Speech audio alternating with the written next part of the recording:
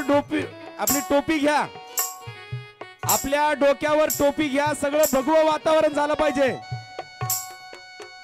पाठीमागे भरपूर शिल्लक टोपे आहेत. तसेच 2-4 मराठा सेवकांनी गर्दीत फिरा टोप्या घेऊन. जे कोणी रिकाम्या या ठिकाणी डोक्याने असतील त्यांच्या डोक्यावर टोपी ठेवा.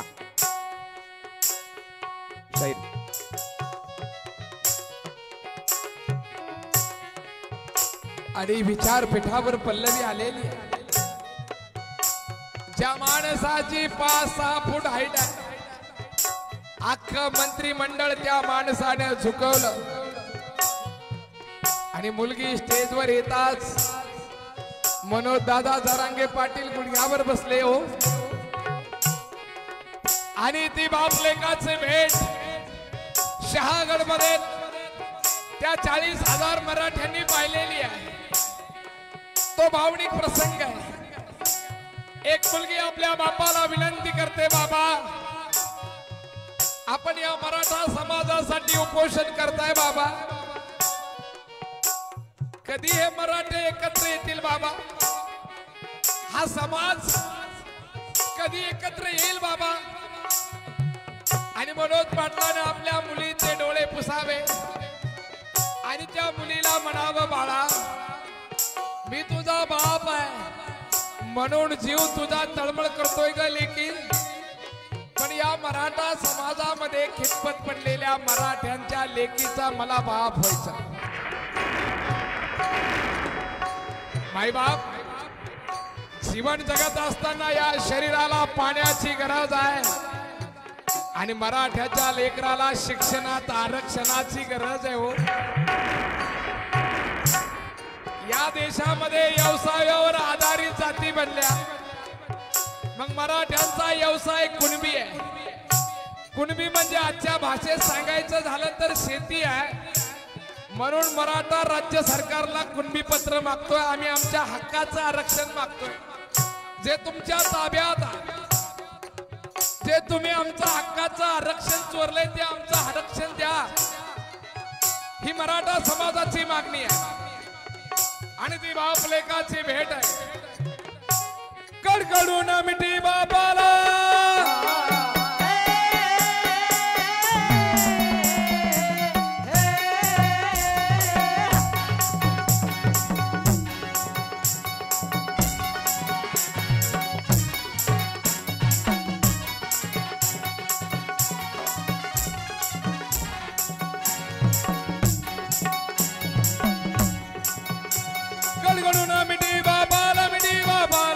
बाबाला मिठी बाबा.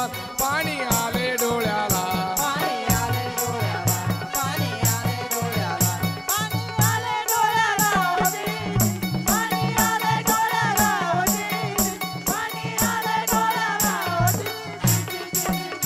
आणि शहागडचं उपोषण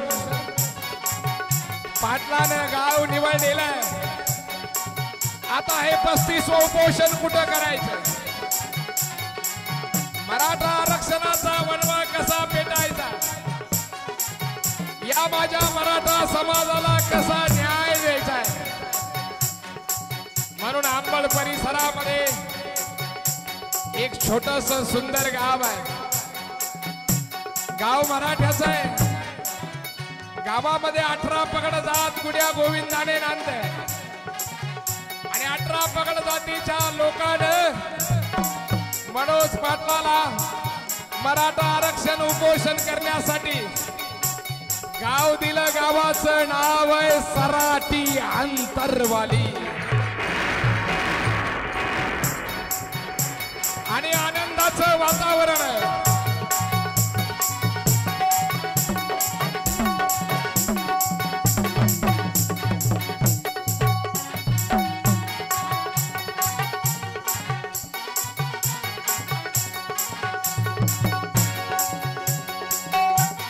काटे चौकाच्या पुढे दादांचं आगमन झालंय. जे मागे उभे आहेत त्यांनी पुढे येऊन बसा. दादांचं आगमन झालेलं आहे जवळ. पुढच्या 2-3 मिनिटात दादा स्टेजवर येत आहेत.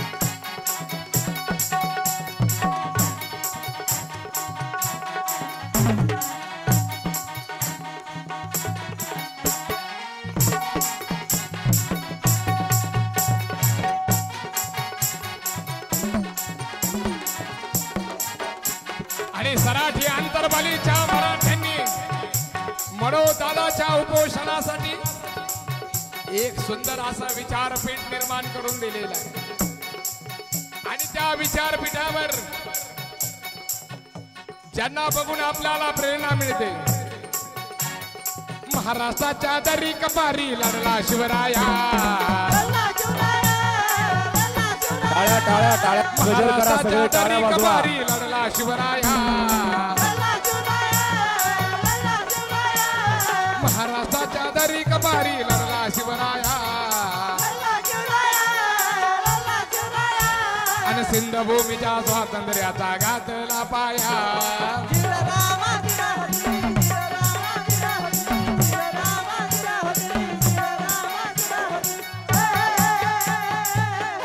असं विचारपीठ निर्माण करून दिलेलं आहे आणि आमच्या या बयाची गडबड सुरू झालेली आहे हौसा मावशीनं कौसा मावशीला म्हणावं अगं शेती काम आवरून घे ग आज आपल्या गावामध्ये मनोज पाटील येणार आहे आणि कौसा मावशीनं म्हणावं एक कोणग मनोज दादा तिने म्हणावं आपण नुसतं शेतात राबतो ग आणि राबलेल्या पैशाला आपण आपल्या लेकराला शिकवतो आणि आपल्या लेकरा बाळाची चिंता आपल्या लेकरा बाळाला आपण नोकरीला लावावं असं वाटतं का नाही वाटतं ग मग तो मनोज दादा आपल्या लेकरा बाळाला आरक्षण मागतोय आरक्षण कारण 400 वर्षापूर्वी शिवाजी महाराजांसाठी मावळे मरायला तयार काय होती कारण प्रत्येक मावळ्याला वाटायचं शिवाजी राजे आमचा आहे शिवाजी राजे जे काम करतात ते आमचं आहे आणि 400 वर्षानंतर मनोज दादा प्रत्येक मराठ्याला आपला का वाटतो कारण मनोज दादा माझ्या लेकरासाठी लढतो आणि सगळ्या आया बहिणींनी काम आटवून घेतलेली आहे 29 दिवस निघून गेलेला आहे आणि पाटलाचं उपोषण म्हणजे खतरनाक उपोषण एकदा नाही म्हणलं की नाही खाली बसा सर्वांना विनंती खाली बसा खाली बसा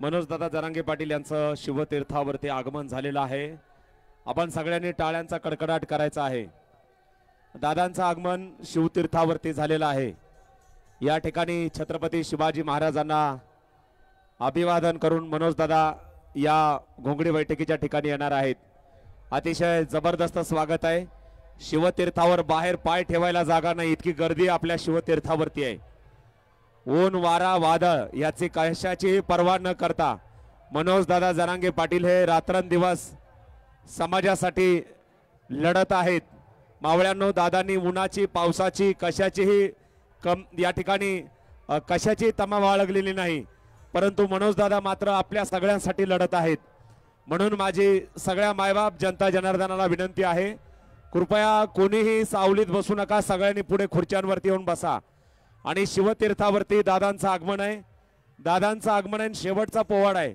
त्यानंतर घोंगडी पूजन आपल्याला करायचं आहे अजून बराचसा या ठिकाणी कार्यक्रम आहे घोंगडी पूजन आपल्याला करायचं आहे शाहीर शेवटची डफावर थाप टाकतील आणि समाजाचं प्रबोधन करतील तत्पूर्वी आपण सर्वांनी सूचनांचं पालन करायचं आहे कुणी ड्रेस झोन मध्ये येण्याचा आग्रह करणार नाही पत्रकार बांधव त्या ठिकाणी पुढच्या मीडियाचा आपण रॅम्प तयार केलाय तिथे थांबतील ह्या रॅम्पवरती कोणीही या ठिकाणी थांबणार नाही याची आपण सर्वांनी काळजी घ्यायची आहे आलेल्या सर्व बांधवांना आपण सहकार्य करायचं आहे ज्यांनी खिचडी खाऊन झाली त्यांनी पुढे येऊन बसा आता खिचडी वाटप थोडा वेळ थांबवा या ठिकाणी घोंगडी बैठक संपल्यानंतर खिचडी वाटप सुरू होईल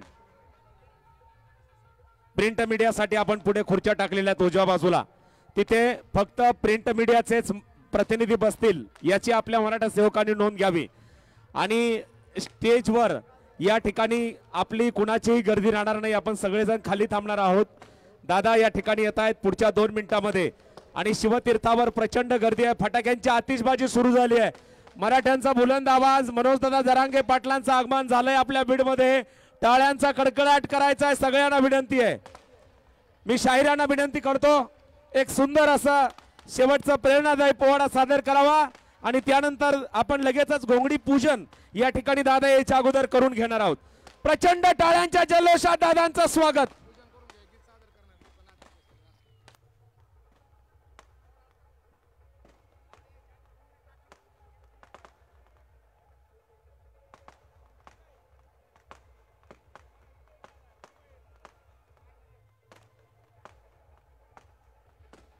दादांचं आगमन महाराजांच्या पुतळ्याजवळ आहे.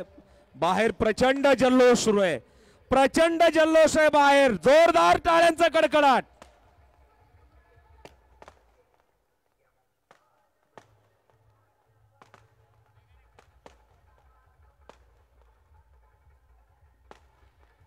एक एक एक 2 मिनिटाचं घ्यायचं का खाली. या ठिकाणी घ्या खाली घ्या साहित्य. शाहिरांसाठी एकदा जोरदार टाळ्या. आपले शिवशाहीर अरविंद घोगरे पाटील आपल्या मराठा समाजासाठी रात्रंदिवस झगडतात. शिवजयंती असेल, शंभूराजे जयंती असेल, जिजाऊ जयंती असेल, यांनाच बोलायचं पोवाड्याला. हे आपल्या घोंगडी बैठक सभा असेल याचं मानधन ठरवत नाहीत. आता देतील तेवढं घेतात म्हणून त्यांना आपण जपायचं. शेतकरी पुत्र आहेत ते. जोरदार टाळ्या त्यांच्यासाठी. धन्यवाद धन्यवाद. या ठिकाणी आता काही क्षणात दादा येणार आहेत.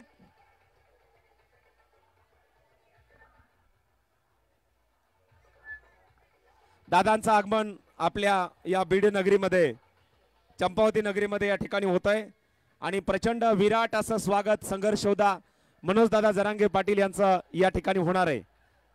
आपल्याला विनंती आहे, दादांचं आगमन आहे. काही क्षणात छत्रपती शिवाजी महाराज यांच्या पुतळ्याचं पूजन या ठिकाणी होणार आहे.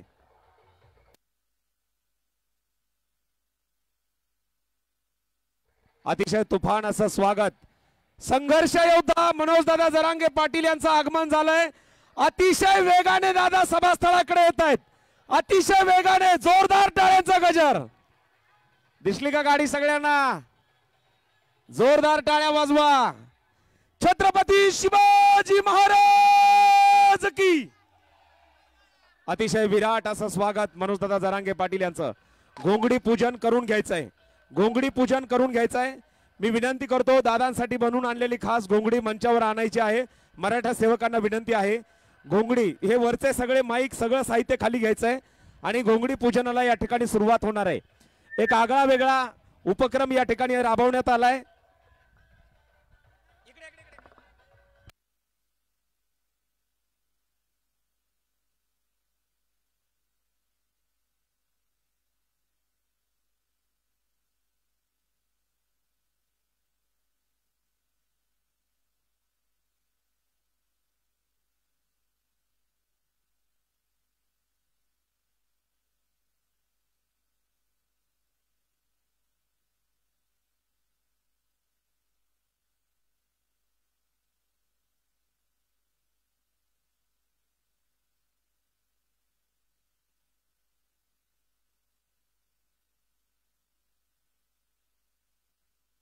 घोंगडी बैठकीच्या या ठिकाणी जी दादांसाठी खास बनवून आणलेली घोंगडी आहे ती आपल्या माता भगिनी या ठिकाणी त्या घोंगडीचं पूजन करणार आहेत. या ठिकाणी घोंगडी पूजन होणार आहे. एक आगळा वेगळा उपक्रम या ठिकाणी आहे.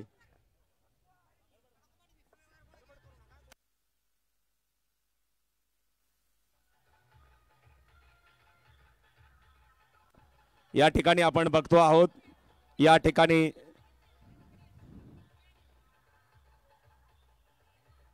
मराठा आरक्षण क्रांतिकारक संघर्ष योद्धा मनोज दादा जरांगे पाटील यांच्यासाठी खास करून आपण ही घोंगडी आज बनवून आणलेली आहे आणि त्या घोंगडीचं पूजन या ठिकाणी आपल्या सगळ्या माता भगिनी करणार आहेत आणि त्यानंतर या सभेला सुरुवात होणार आहे. घोंगडी व्यवस्थित अंतरायची आहे अगोदर आणि त्यानंतर घोंगडीचं पूजन या ठिकाणी आपण करणार आहोत.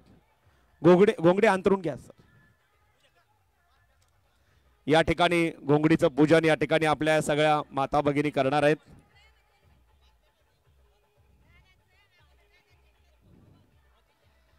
घोंगडी पूजन या ठिकाणी आपण करून ठेवणार आहेत आणि या ठिकाणी आपल्या माता भगिनींच्या हस्ते या घोंगडीचं पूजन या ठिकाणी होणार आहे.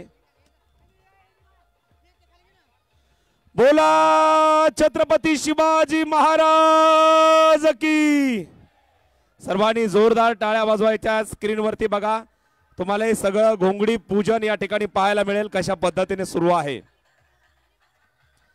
माता भगिनींकडून या ठिकाणी घोंगडी पूजन या ठिकाणी होत आहे आणि आपल्या सगळ्या महिला भगिनी या ठिकाणी घोंगडी पूजन करतायत. घोंगडी पूजनाने आजच्या या सभेला सुरुवात होणार आहे.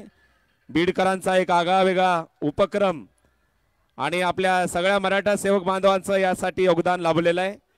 आपण सगळ्यांनी जोरदार टाळ्या वाजवायच्या. घोंगडीचं पूजन होत आहे. स्क्रीनवर आपण बघू शकता. खरोखर बीडकरांची मनोजदादा जरांगे पाटील यांच्यावर किती निष्ठा आहे, अपार भक्ती आहे. जो योद्धा गोरगरिबांसाठी आपल्या सगळ्यांसाठी रात्रंदिवस झगडतो, संघर्ष करतो, ऊन वारा वादळ याची तमा करत नाही, त्या योद्ध्याचं स्वागत करण्यासाठी आपल्या बीडच्या या माता भगिनींच्या हस्ते या ठिकाणी घोंगडीचं पूजन या ठिकाणी झालेलं आहे. जोरदार टाळ्यांचा कडकडाट करायचा आहे. बोलो छत्रपती शिवाजी महाराज की. मनोज दादा तुम आगे बढो. सगळ्यांचा आवाज पाहिजे. घोंगडी पूजन सुरू आहे. लढेंगे जीतेंगे. या ठिकाणी घोंगडी पूजन संपन्न झालेलं आहे आणि काही क्षणातच दादांच्या सभेला सुरुवात होणार आहे. धन्यवाद. यानंतर ही घोंगडी आता अंथरून ठेवायची आहे.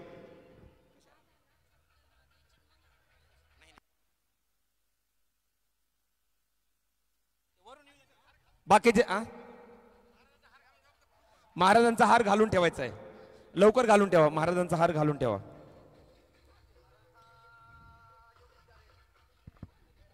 दादांचं कुठल्याही क्षणी स्टेजवर आगमन आहे. दादांचं कुठल्याही क्षणी स्टेजवर आगमन आहे. या ठिकाणी घोंगडी बैठक, बीडची ही ऐतिहासिक घोंगडी बैठक. पुढे घ्या, पुढे घ्या घोंगडी. दादा पुढे उभा राहून भाषण करणार आहेत. पुढे पुढे घ्या घोंगडी. इथे इथे पुढे घ्या घोंगडी. पुढे घोंगडी घ्या आणि बघा ती सोयीची कशी अंतरतात तशीच अंथरून ठेवा. या ठिकाणी संपूर्ण या ठिकाणी घोंगडी अंतरली जात आहे. पुढे घ्या, पुढे. दादा पुढे उभा राहून भाषण करणार आहे. घ्या पुढे, घ्या पुढे घोंगडी. घ्या पुढे आणखी व्यवस्थितपणे. आणि आता त्या घोंगडीच्या तिथून कोणी इकडे तिकडे जाणार नाही, येणार नाही. घोंगडी बैठक या ठिकाणी आता खऱ्या अर्थाने सुरू होणार आहे. दादांसाठी जी विशेष घोंगडी आपण आणलेली आहे ती या ठिकाणी अंतरलेली आहे. जोरदार टाळ्या वाजवायच्या.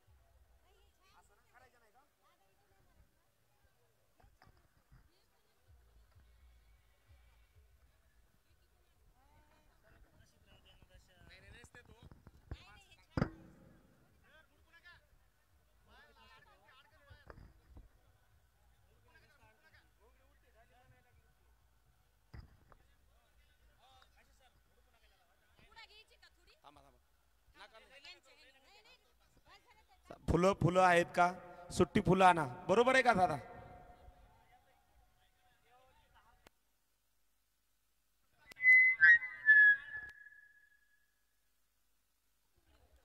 थांबा, थोडं थोडं थांबा. व्यवस्थित टाकली का बघा अगोदर. कशी पूर्व पश्चिम टाकायची का? पूर्व पश्चिम का? मग दक्षिण उत्तर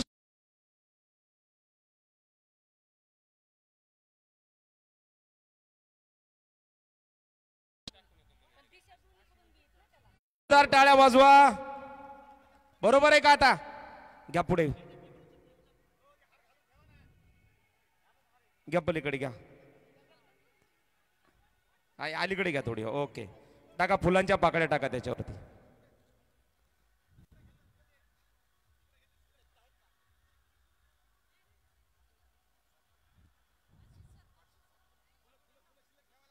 फुलं शिल्लक ठेवा, फुलं शिल्लक ठेवा. बस बस शिल्लक ठेवा फुलं आणखी. बीडच्या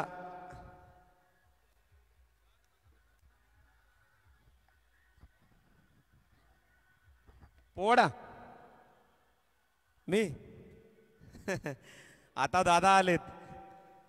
बोला छत्रपती शिवाजी महाराज की. या ठिकाणी घोंगडी बैठकीला, ऐतिहासिक घोंगडी बैठकीला या ठिकाणी काही क्षणात सुरुवात होते. आपल्याला विनंती आहे जिथे जागा मिळेल तिथे आपण सगळ्यांनी बसून घ्या. या ठिकाणी घोंगडी बैठकीला सुरुवात काही क्षणातच होत आहे.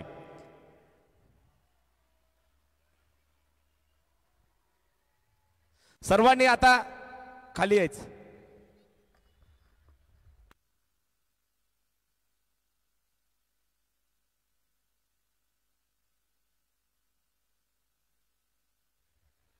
दोन सूचना आहेत महत्वाच्या. सगळ्यांनी पुढे जिथे जागा मिळेल तिथे आता बसून घ्या. सर्वांनी ऍडजस्टमेंट करा. दादांचं आगमन झालंय. दादांचं सभेच्या ठिकाणी आगमन झालेलं आहे.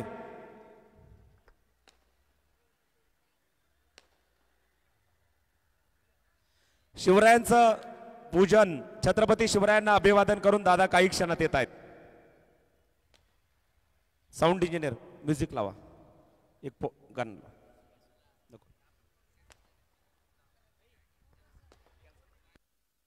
नका नका लावू. घोषणा द्यायच्यात, घोषणा द्यायच्यात.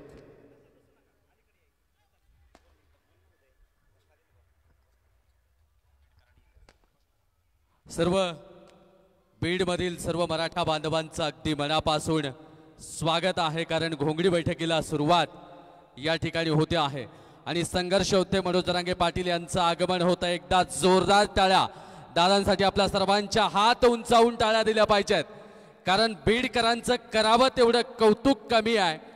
कारण संघर्ष योद्धे मनोज जरांगे पाटील सुद्धा बीडच्याच भूमीतले आहेत.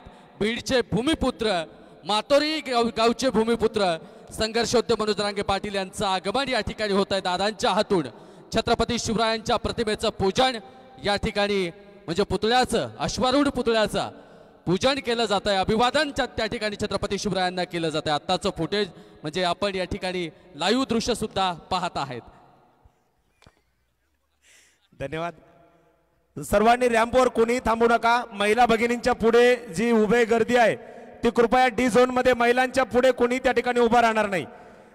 तिथे सगळ्यांनी बसून घ्यावं अशी आपल्याला विनंती आहे. प्रचंड विराट ही घोंगडी बैठक काही क्षणात आपल्या सर्वांच्या साक्षीने सुरू होते. आपल्याला विनंती आहे सगळ्यांकडून, आपल्या प्रत्येकाकडून या ठिकाणी सहकार्याची अपेक्षा आहे. आपण सर्वांनी या ठिकाणी सहकार्य करायचं आहे. दादांचं आगमन होत आहे. बाजूला कोणीही त्या ठिकाणी उभा राहणार नाही. या ठिकाणी एक महत्वाची सूचना आहे. आपले संघर्ष योद्धा मनोजदादा जरांगे पाटील यांचं Manoj Jarange Patil official Facebook page आहे. या ठिकाणी सर्वांनी ते फॉलो करावं. ती सूचना नंतर आणखी बऱ्याच वेळा या ठिकाणी देण्यात येईल. महिला भगिनींच्या समोर कोणी उभा राहू नका. रॅम्प जिथून दादा येणार आहे त्याच्यावरती त्या ठिकाणी कोणी उभा राहू नका. सर्वांनी सहकार्य करा. आपल्या प्रत्येकाकडून सहकार्याची अपेक्षा आहे. या प्रचंड विराट घोंगडी बैठकीला काही क्षणात सुरुवात होणार आहे आणि छत्रपती शिवरायांचं पूजन, अभिवादन क्रेनच्या माध्यमातून मनोज दादा शिवतीर्थावरती शिवछत्रपतींना अभिवादन करतायत. प्रचंड टाळ्यांचा कडकडाट करायचा आहे. बोलो छत्रपती शिवाजी महाराज की. आवाज कमी येतोय. हात उंचावून महिला भगिनी पुरुष मंडळी सर्वांनी जोरदार प्रचंड विराट असं स्वागत बीडकरांच्या वतीनं मराठा आरक्षण संघर्ष होता मनोजदादा जरांगे पाटील यांचं.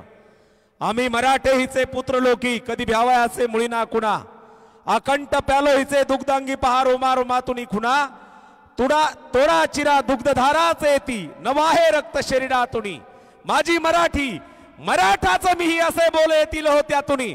मराठ्यांचं भगवं वादळ छत्रपती संभाजी महाराज क्रीडांगणावरती दाखल होत आहे. प्रचंड टाळ्यांचा कडकडाट करायचा आहे. राजा होता, प्रजा होती, प्रजा स्वामिनिष्ठ होती. प्रजेवरती उचललेले हात वरचेवरती कापले जायचे, अशा आमच्या छत्रपती शिवरायांच्या स्वराज्याची स्थापना होती. नक्कीच हे स्वराज्य पुन्हा यावं आणि इथल्या शोषितांना, वंचितांना न्याय मिळावा इथल्या कष्टकऱ्यांना न्याय मिळावा यासाठी लढणारं हे नेतृत्व, शेतकऱ्यांसाठी लढणारं नेतृत्व, संघर्ष योद्धे मनोज जरांगे पाटील यांचं आगमन आज बीड नगरीमध्ये झालाय आणि बीडकरांच्या वतीने दादांचं जोरदार स्वागत या ठिकाणी होत आहे। आज इथल्या थोरविला चंदनाचा गंधाला, वाळवंटीचा किनारा पाऊलांनी धन्य झाला। हीच माती पायरीची ज्यावरी चढला तुम्ही, रंगथेंबांच्या सरीने बोलकी झाली उषा, अंतरीच्या पाहुण्यांचा दर्शनाचा योग आला। नक्कीच तुमच्या दर्शनासाठी आणि तुमच्या लेकरांच्या भविष्यासाठी लढणारं नेतृत्व अर्थातच संघर्ष योद्धे मनोज जरांगे पाटील यांचं आगमन या ठिकाणी होत आहे आणि पुन्हा एकदा जोरदार टाळ्या आपल्या सर्वांनी द्यायच्या आहेत।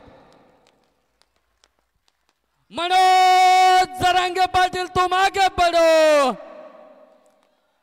मनोज जरांगे पाटील तुम आगे बढ़ो। संघर्ष योद्धे मनोज जरांगे पाटील यांचं आगमन या ठिकाणी होत आहे। भावगंध दरवळून आला आज आमुच्या मणी, स्वागत स्वागत शब्द उमटले वातावरणातून, स्वागत स्वागत शब्द उमटले वातावरणातून। यानंतर काशी सरांकडे देतोय। धन्यवाद उदय दादा, धन्यवाद। सगळ्यांना विनंती आहे, काही महत्त्वाच्या सूचना आहेत, प्रत्येक सूचनेचं आपण सर्वांनी पालन करायचंय आणि सगळ्यांनी बसून घ्यायचंय, कुणीही उभा राहू नका, सर्वांनी बसून घ्यायचंय। सगळ्यांनी बसा, आता बसा सगळे, बाजूला जे उभे आहेत त्यांनी मध्ये येऊन बसा आणि अतिशय भव्य दिव्य स्वागत, दादांचं अतिशय विराट असं भाषण होणार आहे आणि आपल्या शेवटच्या माणसापर्यंत भाषण पोहोचवावं यासाठी संतोष मंडप यांनी अतिशय उत्तम व्यवस्था केली आहे। त्यांच्यासाठी एकदा जोरदार टाळ्या, भगवे ध्वज सगळीकडे आहेत।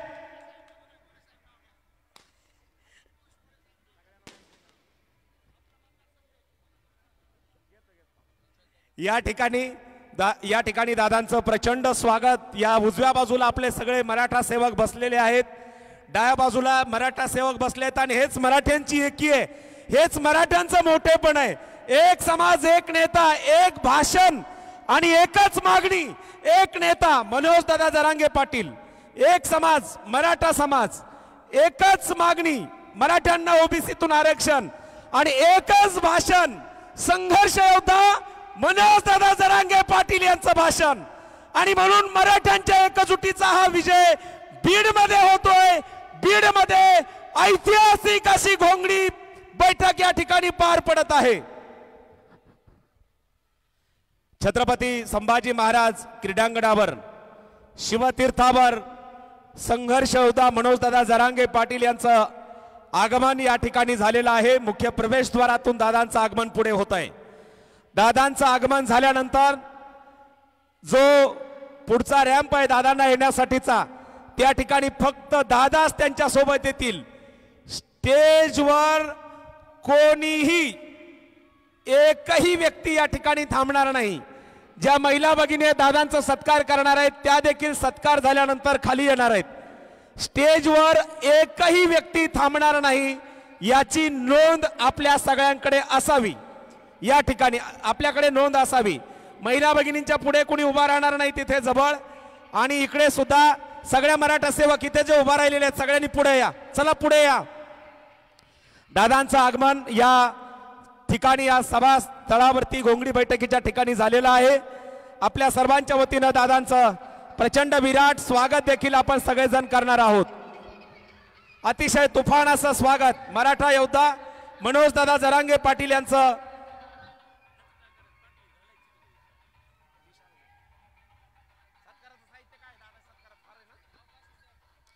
या ठिकाणी मराठा योद्धा मनोज दादा जरांगे पाटील यांचं आगमन या ठिकाणी काही क्षणातच होत आहे। आपण दादांचं प्रचंड विराट असं स्वागत या घोंगडी बैठकीच्या निमित्ताने या ठिकाणी करणार आहोत आणि मराठ्यांची ही विराट प्रचंड गर्दी या ठिकाणी आपल्याला पाहायला मिळते। बाजूला जे बसलेले मराठा समाज बांधव आहेत त्यांना मी विनंती करतो आपण सर्वांनी पुढे येऊन स्थानापन्न व्हावं। मराठ्यांचं भगवं वादळ बीड मध्ये दाखल झालंय। दोन्हीकडच्या खुर्च्या त्या ठिकाणी संपूर्णपणे खुर्च्यांवरती आपण बसायचंय।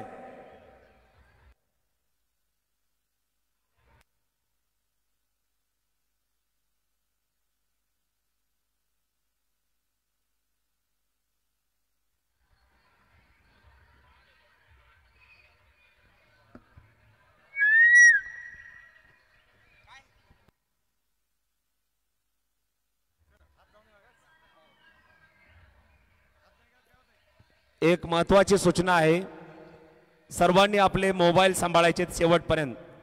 एकदा खिशात चेक करा, मोबाईल आहेत का, पॉकेट सांभाळा, लहान मुलं सांभाळा. आता गर्दी प्रचंड होणार आहे. दादा इथून जाईपर्यंत आपल्या मौल्यवान दागिने सगळं सांभाळा. मनोज दादांचं आगमन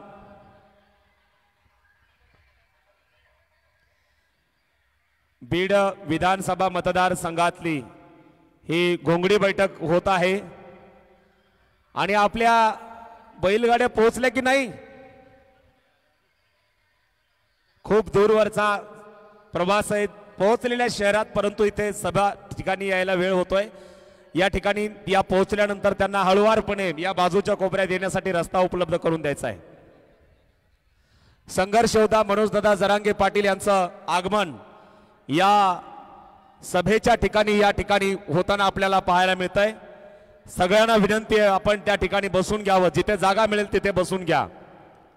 आणि काही क्षणातच आपण मनोजदादांचं या रॅम्पवरून आगमन सुरू होईल, तेव्हा जे चोपदार आहेत दादांच्या पाठीमागे चालतील आणि या रॅम्पवरून दादांच्या समवेत रॅम्पवरून कोणीही चालू नये, फक्त ओनली वन दादा या ठिकाणी चालतील, याची नोंद आपण सर्वांनी ठेवावी.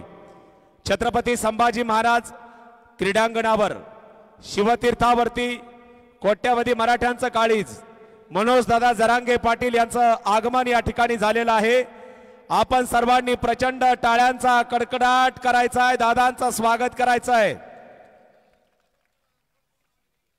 दादांचं आगमन शिवतीर्थावरती आणि या छत्रपती संभाजी महाराज क्रीडांगणावर होणाऱ्या मराठ्यांच्या घोंगडी बैठकीच्या निमित्ताने दादा आपल्या सगळ्यांना संबोधित करणार आहेत. संपूर्ण महाराष्ट्राचं लक्ष आजच्या घोंगडी बैठकीकडे लागलेलं आहे.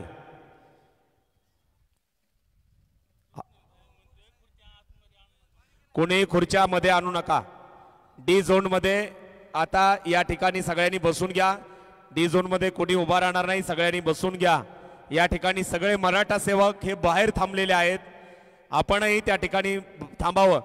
आणि दादांचं आगमन, रॅम्पवरती दादांचं आगमन झालंय. दादांच्या पुढे जे काही चालतायत त्यांनी पटकन खाली उतरावं, फक्त दादा त्या ठिकाणाहून येतील. मराठ्यांचा ढाण्यावाग बुलंद आवाज, मनोजदादा जरांगे पाटील यांचं आगमन होत आहे. आपण सगळ्यांनी हात उंचावून सगळ्यांनी उभा राहून दादांचं स्वागत करायचं आहे. छत्रपती शिवाजी महाराज की घोषणांचा आवाज जोरदार पाहिजे. राष्ट्रमाता जिजाऊ की, छत्रपती संभाजी महाराज की. मनोज दादा तुम आगे बढ़ो. आवाज पाहिजे, आवाज. मराठा एकजुटीचा, लढेंगे जीतेंगे, लढेंगे जीतेंगे. मनोज दादा तुम आगे बढ़ो. छत्रपती शिवाजी महाराज की. मराठा एकजुटीचा. कोण आला रे, कोण आला. सर्वांनी प्रचंड टाळ्यांच्या कडकडाट दादांचं स्वागत आपल्या सर्वांच्या वतीनं होत आहे. अतिशय विराट असं स्वागत मराठा आरक्षण संघर्ष योद्धा मनोजदादा जरांगे पाटील यांचं या बीड नगरीमध्ये. मी दादांना विनंती करतो, आपण छत्रपती शिवाजी महाराज यांच्या पुतळ्याचं पूजन करून आजच्या या घोंगडी बैठकीला या ठिकाणी सुरुवात करावी. मनोजदादा जरांगे पाटील यांच्या हस्ते शिवरायांच्या पुतळ्याचं पूजन या ठिकाणी संपन्न होतोय. छत्रपती शिवाजी महाराज की. मराठा एकजुटीचा. यानंतर मराठा माता भगिनी या ठिकाणी संघर्ष योद्धा मनोजदादा जरांगे पाटील यांचं औक्षण करतील, दादांना आशीर्वाद देतील, दादांचं संपूर्ण बीडकरांच्या वतीनं या ठिकाणी स्वागत करतील. ज्या मराठा माता भगिनी आहेत त्यांच्या हस्ते दादांचं या ठिकाणी औक्षण होत आहे आणि स्वागत होत आहे. इडा पिडा टळू दे आणि शिवबाचं राज्य येऊ दे. मनोजदादा जरांगे पाटील यांना उदंड आयुष्य, निरोगी दीर्घायुष्य लाभो आणि आपल्या मराठ्यांच्या वाघामध्ये एक ताकद सामर्थ्य निर्माण व्हावं अशी टाळ्या वाजून आपण कडकडाट करायचा आहे आणि आशीर्वाद द्यायचे आहेत. सर्व जे आपले या ठिकाणी बांधव आहेत त्यांना विनंती आहे स्टेजवरची गर्दी आपण थोडीशी कमी करूया. दादांचं स्वागत या ठिकाणी होत आहे आणि सगळ्यांनी जे बाजूला सगळे जे आपले खास करून फोटोग्राफरसाठी व्हिडिओग्राफरसाठी पुढे रॅम्प बनवलेला आहे त्या ठिकाणी आपण जाऊन थांबावं आणि तिथून या कार्यक्रमाचं चित्रीकरण आपण करणार आहोत. माता भगिनींनी दादांचं औक्षण केलंय, दादांचं स्वागत केलंय. या ठिकाणी दादांचं बीडकरांच्या वतीनं बीड विधानसभा मतदारसंघातील जनतेच्या वतीनं पुष्पहार देऊन स्वागत होत आहे. जोरदार टाळ्यांचा कडकडाट करायचा आहे. मनोज दादा तुम आगे बढ़ो. आवाज बिलकुल दादांच्या कर्तृत्वाला साजेसा आवाज. प्रत्येकाने हाताच्या मुठी आवळा, वरती घ्या हात. मनोज दादा तुम आगे बढ़ो. छत्रपती शिवाजी महाराज की, राष्ट्रमाता जिजाऊ की. मराठ्यांना ओबीसीतून आरक्षण, मराठ्यांना ओबीसीतून आरक्षण. लढेंगे जीतेंगे, लढेंगे जीतेंगे. मराठा एकजुटीचा. एकदा हात वर करा, एकदा सगळे कॅमेरे महाराष्ट्राचं लक्ष आहे. सगळ्यांनी एका गजरात टाळ्यांचा कडकडाट. पाटील पाटील सर्व प्रत्येक वांगे पाटील यांना मी विनंती करतो या विराट घोंगडी बैठकीला आपण संबोधित करावं. टाळ्यांच्या कडकडाट दादांचं स्वागत. हिंदवी स्वराज्याचे संस्थापक राजे छत्रपती शिवराय या बीड तालुक्यातील जमलेल्या तमाम मराठा बांधवांना माझा मानाचा जय शिवराय.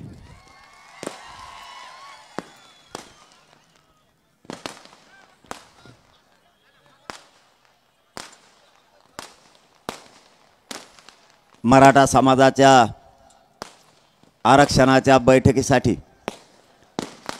आपल्या तालुक्यातील सगळा बांधव स्वतःच्या मराठ्याच्या लेकराला न्याय मिळावा म्हणून एकजूट झालाय. आपण राज्यभर मराठा आरक्षणाच्या बाबतीतच्या बैठकाचं आयोजन केलंय. 288 मतदारसंघात या मराठा समाजाच्या घोंगड्या बैठका होणाऱ्या. प्रत्येक हे कसं काय संपणार आहे.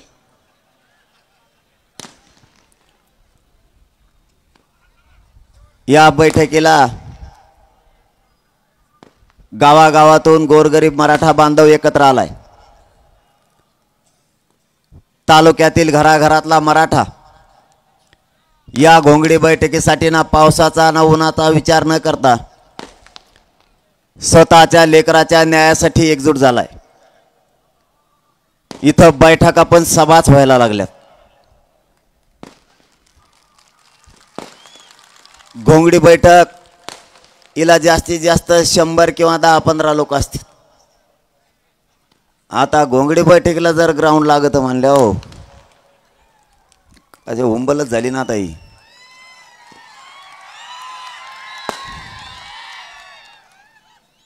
आणि म्हणून ते मला शेत येतात बघा आणि रातची बी येतात.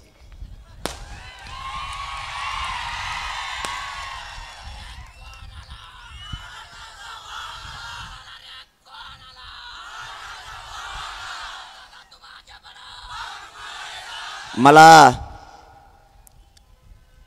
आणि माझ्या समाजाला फक्त आरक्षणाचा न्याय पाहिजे. यासाठी माझा मराठा समाज पेटून उठलाय. तुम्ही किती शिव्या घातल्या, माझा मात्र मराठा समाज स्वतःच्या जातीपासून आणि लेकरापासून मागे नाही हटू शकत. किती काहीही केलं तरी आता मागं नाही सरकायचं. आता ही आरपारची एकदाची लढाई आहे. एकदाच आता जे होईल ते होऊ द्यायचं, परंतु मराठ्यांना आरक्षण मिळवून द्यायचं, ते पण ओबीसीतूनच. कितीही आडवे येऊ द्या, आता थांबत नाही. आता तर नवीन नवीन फडणवीस साहेबांनी आमदार उभा केलेत. एका चढ एक, कुणी कापून टाकीन म्हणतंय, कुणी तुकडे करीन म्हणतंय. आता काय याचे तुकडे करतोय काय माहिती. स्टाईल आहे. मराठा समाजाचे लेकरं मोठे व्हावे त्यांना का वाटत नाही? आम्हाला काय विचारता? कोणचा पक्ष आणि कोणचा नेता आम्हाला तुम्ही काय विचारता? तुम्हाला गरीब मराठा मोठा व्हावा असं का वाटत नाही? शेतकरी गरिबांचे पोरं मोठे होऊ नये तुम्हाला असं का वाटतं? माझ्या गरीब मराठ्यांनी रात्रंदिवस काम केलं, त्याचं लेकरू अधिकारी बनू नये असं तुम्हाला का वाटतं? या सरकारमधल्या आमदारांना आणि मंत्र्यांना गरिबांचे पोरं मोठे होऊ नये असं का वाटतं? का तुम्ही हट्ट धरलाय तुमचा नेता आणि पक्ष मोठा करण्याचा? तुम्ही या समाजासाठी कधी बोलणार आहेत की नाही?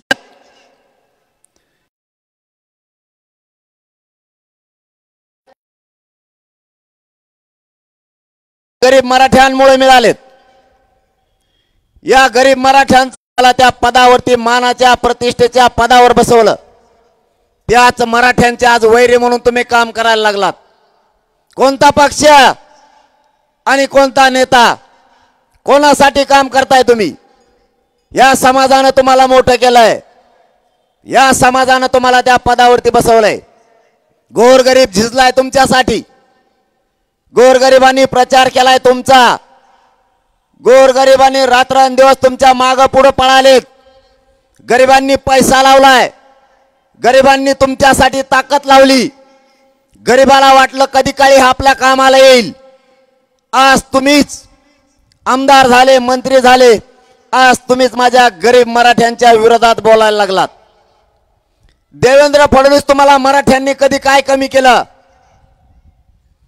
प्रत्येक मराठ्यांनी स्वप्न बघितलं तुम्ही सत्तेवर बसला पाहिजेत. आज तुम्ही सत्तेवर बसलात तर त्या सत्तेचा उपयोग माझ्या गरीब मराठ्यांच्या विरोधात तुम्ही करायला लागलात. मराठ्यांचेच आमदार मराठ्यांच्याच विरोधात उभा केलेत. तुम्हाला असं करायचं तरी काय? तुम्हाला तुमच्या संपत्तीसाठी गरीब मराठा कायमचा मारायचा की काय?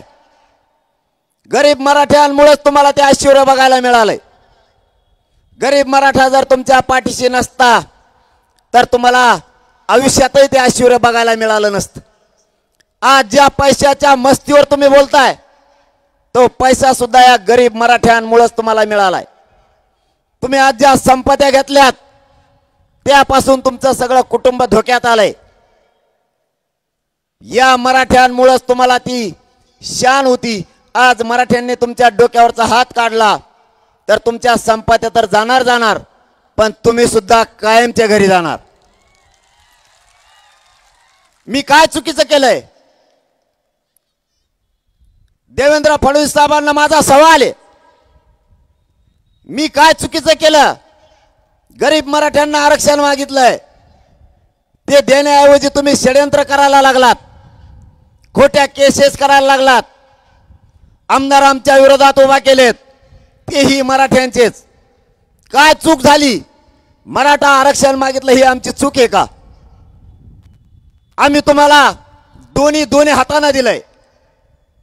आज आम्हाला देण्याची वेळ आली तर तुम्ही षड्यंत्र करायला लागलात. मराठा आरक्षण मराठ्यांच्या पोरांसाठी मागितलंय. तुम्हाला नाही कळणार फडणवीस साहेब, आरक्षणामुळं आमच्या पोरांचं किती वाटोळं झालंय ते नसल्यामुळं. आज रस्ती जाताना आणि येताना सुद्धा मराठ्यांचे पोरं भेटतायत, मराठ्यांचे मायबाप भेटतायत आणि सांगतायत आरक्षण मिळालं, माझं पोरग MBBS ला लागलं. कोणी सांगतं पोलीस अधिकारी झालंय, कोणी सांगतंय नायब तहसीलदार झालंय. हा आनंद या मराठ्यांना बघायचा आहे. तुमच्या डोळ्यात फडणवीस साहेब आमचा आनंद का खुपतोय? का मराठ्यांचे लेकर अधिकारी झालेले तुम्हाला बघायचे नाहीयेत? काय चुकीचं पाऊल मराठ्यांनी उचललंय आतापर्यंत? स्वतःच्या लेकराला न्याय फक्त मागितलाय, दुसरं तुम्हाला मागितलं काय, तर तुम्ही षडयंत्र करून मराठ्यांच्या अंगावरती मराठ्यांचेच लोक घालायला लागलात. कुठं पाप फेडणारे तुम्ही आहे. तुम्ही काहीही केलं, फडणवीस साहेब, मराठा तुम्हाला हटत नसतो. तुमची पाठ पुरविणार, तुम्हाला लोळविल्याशिवाय मराठा आता माग हटत नाही. तुम्ही कोणत्या मस्तीत जगायला लागलात तुम्हालाच कळत नाहीये. आम्ही काय चूक केली, आरक्षण मागितलं ही चूक. तुम्ही आम्हाला आमचं आरक्षण द्या. कालही सांगितलं आणि आजही सांगतो, या बीडच्या नगरीतून जाहीर सांगतो, मला आणि माझ्या समाजाला राजकारणात जायचं नाही. तुम्ही आमचं आरक्षण द्या, तुमचं राजकारण तुम्हाला लाभ. पण जर तुम्ही आरक्षण नाही दिलं तर माझ्या समाजाला न्याय देण्यासाठी माझ्या समोर पर्याय नाही. आम्हाला सत्ता काबीज करावी लागणार आहे आणि आम्ही मराठे हटणार नाही म्हणजे नाही. तुम्ही जर आरक्षण नाही दिलं, त्या छगन भुजबळचं ऐकून मराठ्यांना जर विरोध केला तर तुमचे 113 घरी गेले म्हणून आजच तुम्ही लिहून ठेवा. मी या समाजासाठी वाटेल ते करायची माझी तयारी. तुम्ही आमच्या वेदनाशी आणि भावनेशी खेळताय. तुम्ही जाणून बुजून आम्हाला त्रास देताय. हे माझ्या मराठ्यांच्या लक्षात आलंय. मराठ्यांना सुद्धा सांगतो, तुमचे पक्ष जरा थोडे आता बाजूला ठेवा. तसे बीडवाल्याने ठुलेतच म्हणा, पार्ट्या तर नाहीत ना, इकडून अर्धे इकडून अर्धेत म्हणून म्हणलं. अहो ना, दिसलं म्हणून बोललो. आपलं कसं असतं,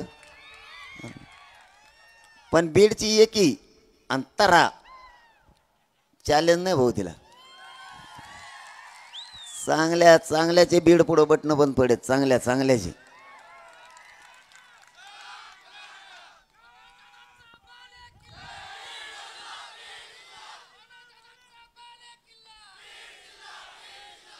कुंकड हिंडत येन, पण एका तळाटावर बसलेत म्हणून समजायचं. अरे तुम्हाला हे विनोद नका वाटून देऊ, हे सोपं नाही बरं का असं होणं. सहजासहजी कोणत्या जिल्ह्यात हे होत नाही. पण बीड सगळ्याच बाबतीत सारखाच आहे. कुंकडं बस, पण संध्याकाळी जर ठरेल आणि त्यांनी कार्यक्रम लावायचा तर सकाळी लागलाच. आणि बीडचाच पॅटर्न सगळीकडे चालीत येत. ते म्हणतात बीडात असं झालं ना, हो दे मग तसं. पाडापाडीच सुरू झाली. बीडाने राईट पाडापाडी केली. हो,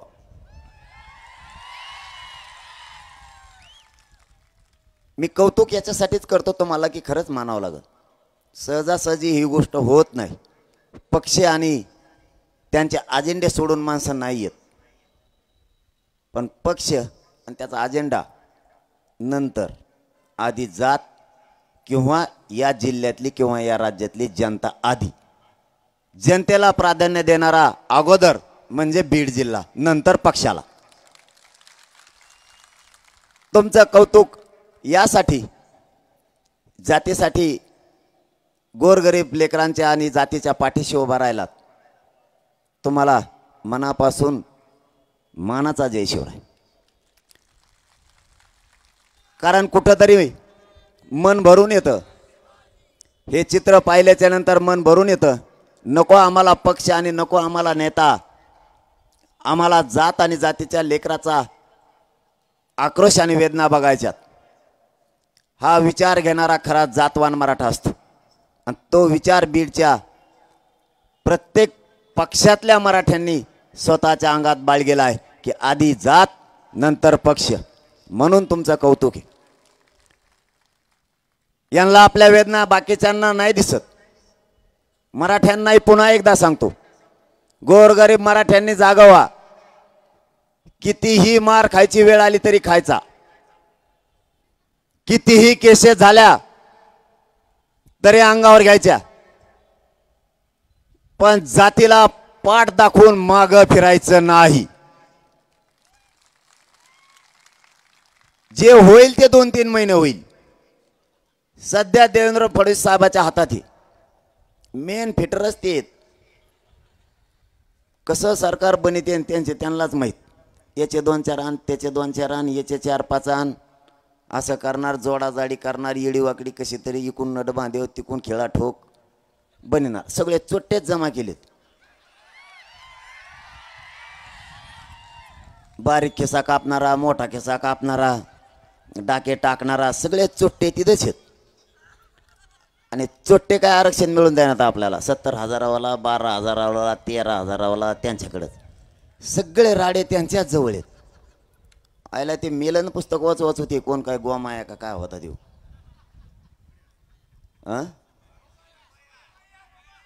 हा सोमया ती आप्पा दिसतच नाही आता. अरे ते कदारला ना पुस्तक वाचू ते एक एक धरून आणते भ्रष्टाचारी करणार. हे फडवणीस लगेच त्याच्याकडे घेतो. त्याने पुस्तकं फेकून दिले ना, झोपत आहे आता. जाऊन द्या मला तिकडं. ते एक एक सापडून आणताय आणि एक एक त्याला धुवून काढी दे. याच्या पक्षात घेतलं की मोकळाच होतो माणूस. काल जर एखादा म्हणला तो चौकशी लागली ना, आज जर तो त्याच्याकडे गेला की नील झाला. काय चालितान काय नाही. आणि मला म्हणते जातीवादी, मला म्हणते हे राजकारणाचा बोलतो. बोलत नाही. पुन्हा एक शब्द देतो मी, राजकारणाचा शब्द सुद्धा काढत नाही. देवेंद्र फडणवीस साहेब राजकीय काही शब्द काढत नाही. आमचं आरक्षण देऊन टाका. तुमचं राजकारण आहे, तुमचा प्रचार तिकडंच राहू द्या. पडा नाही तर निवडून या, नाही तर तिकडे नदीने जा. काय देणं घेणं नाही आम्हाला. पण तुम्ही नाही दिलं मग मी राजकीय बोलणार. काय चुकीचं बोलतोय का? आता तुम्ही नाही दिल्यावर माया पुढं पर्याय काय? यांना वेदनाच आपल्या लेकराच्या कळत नाहीत.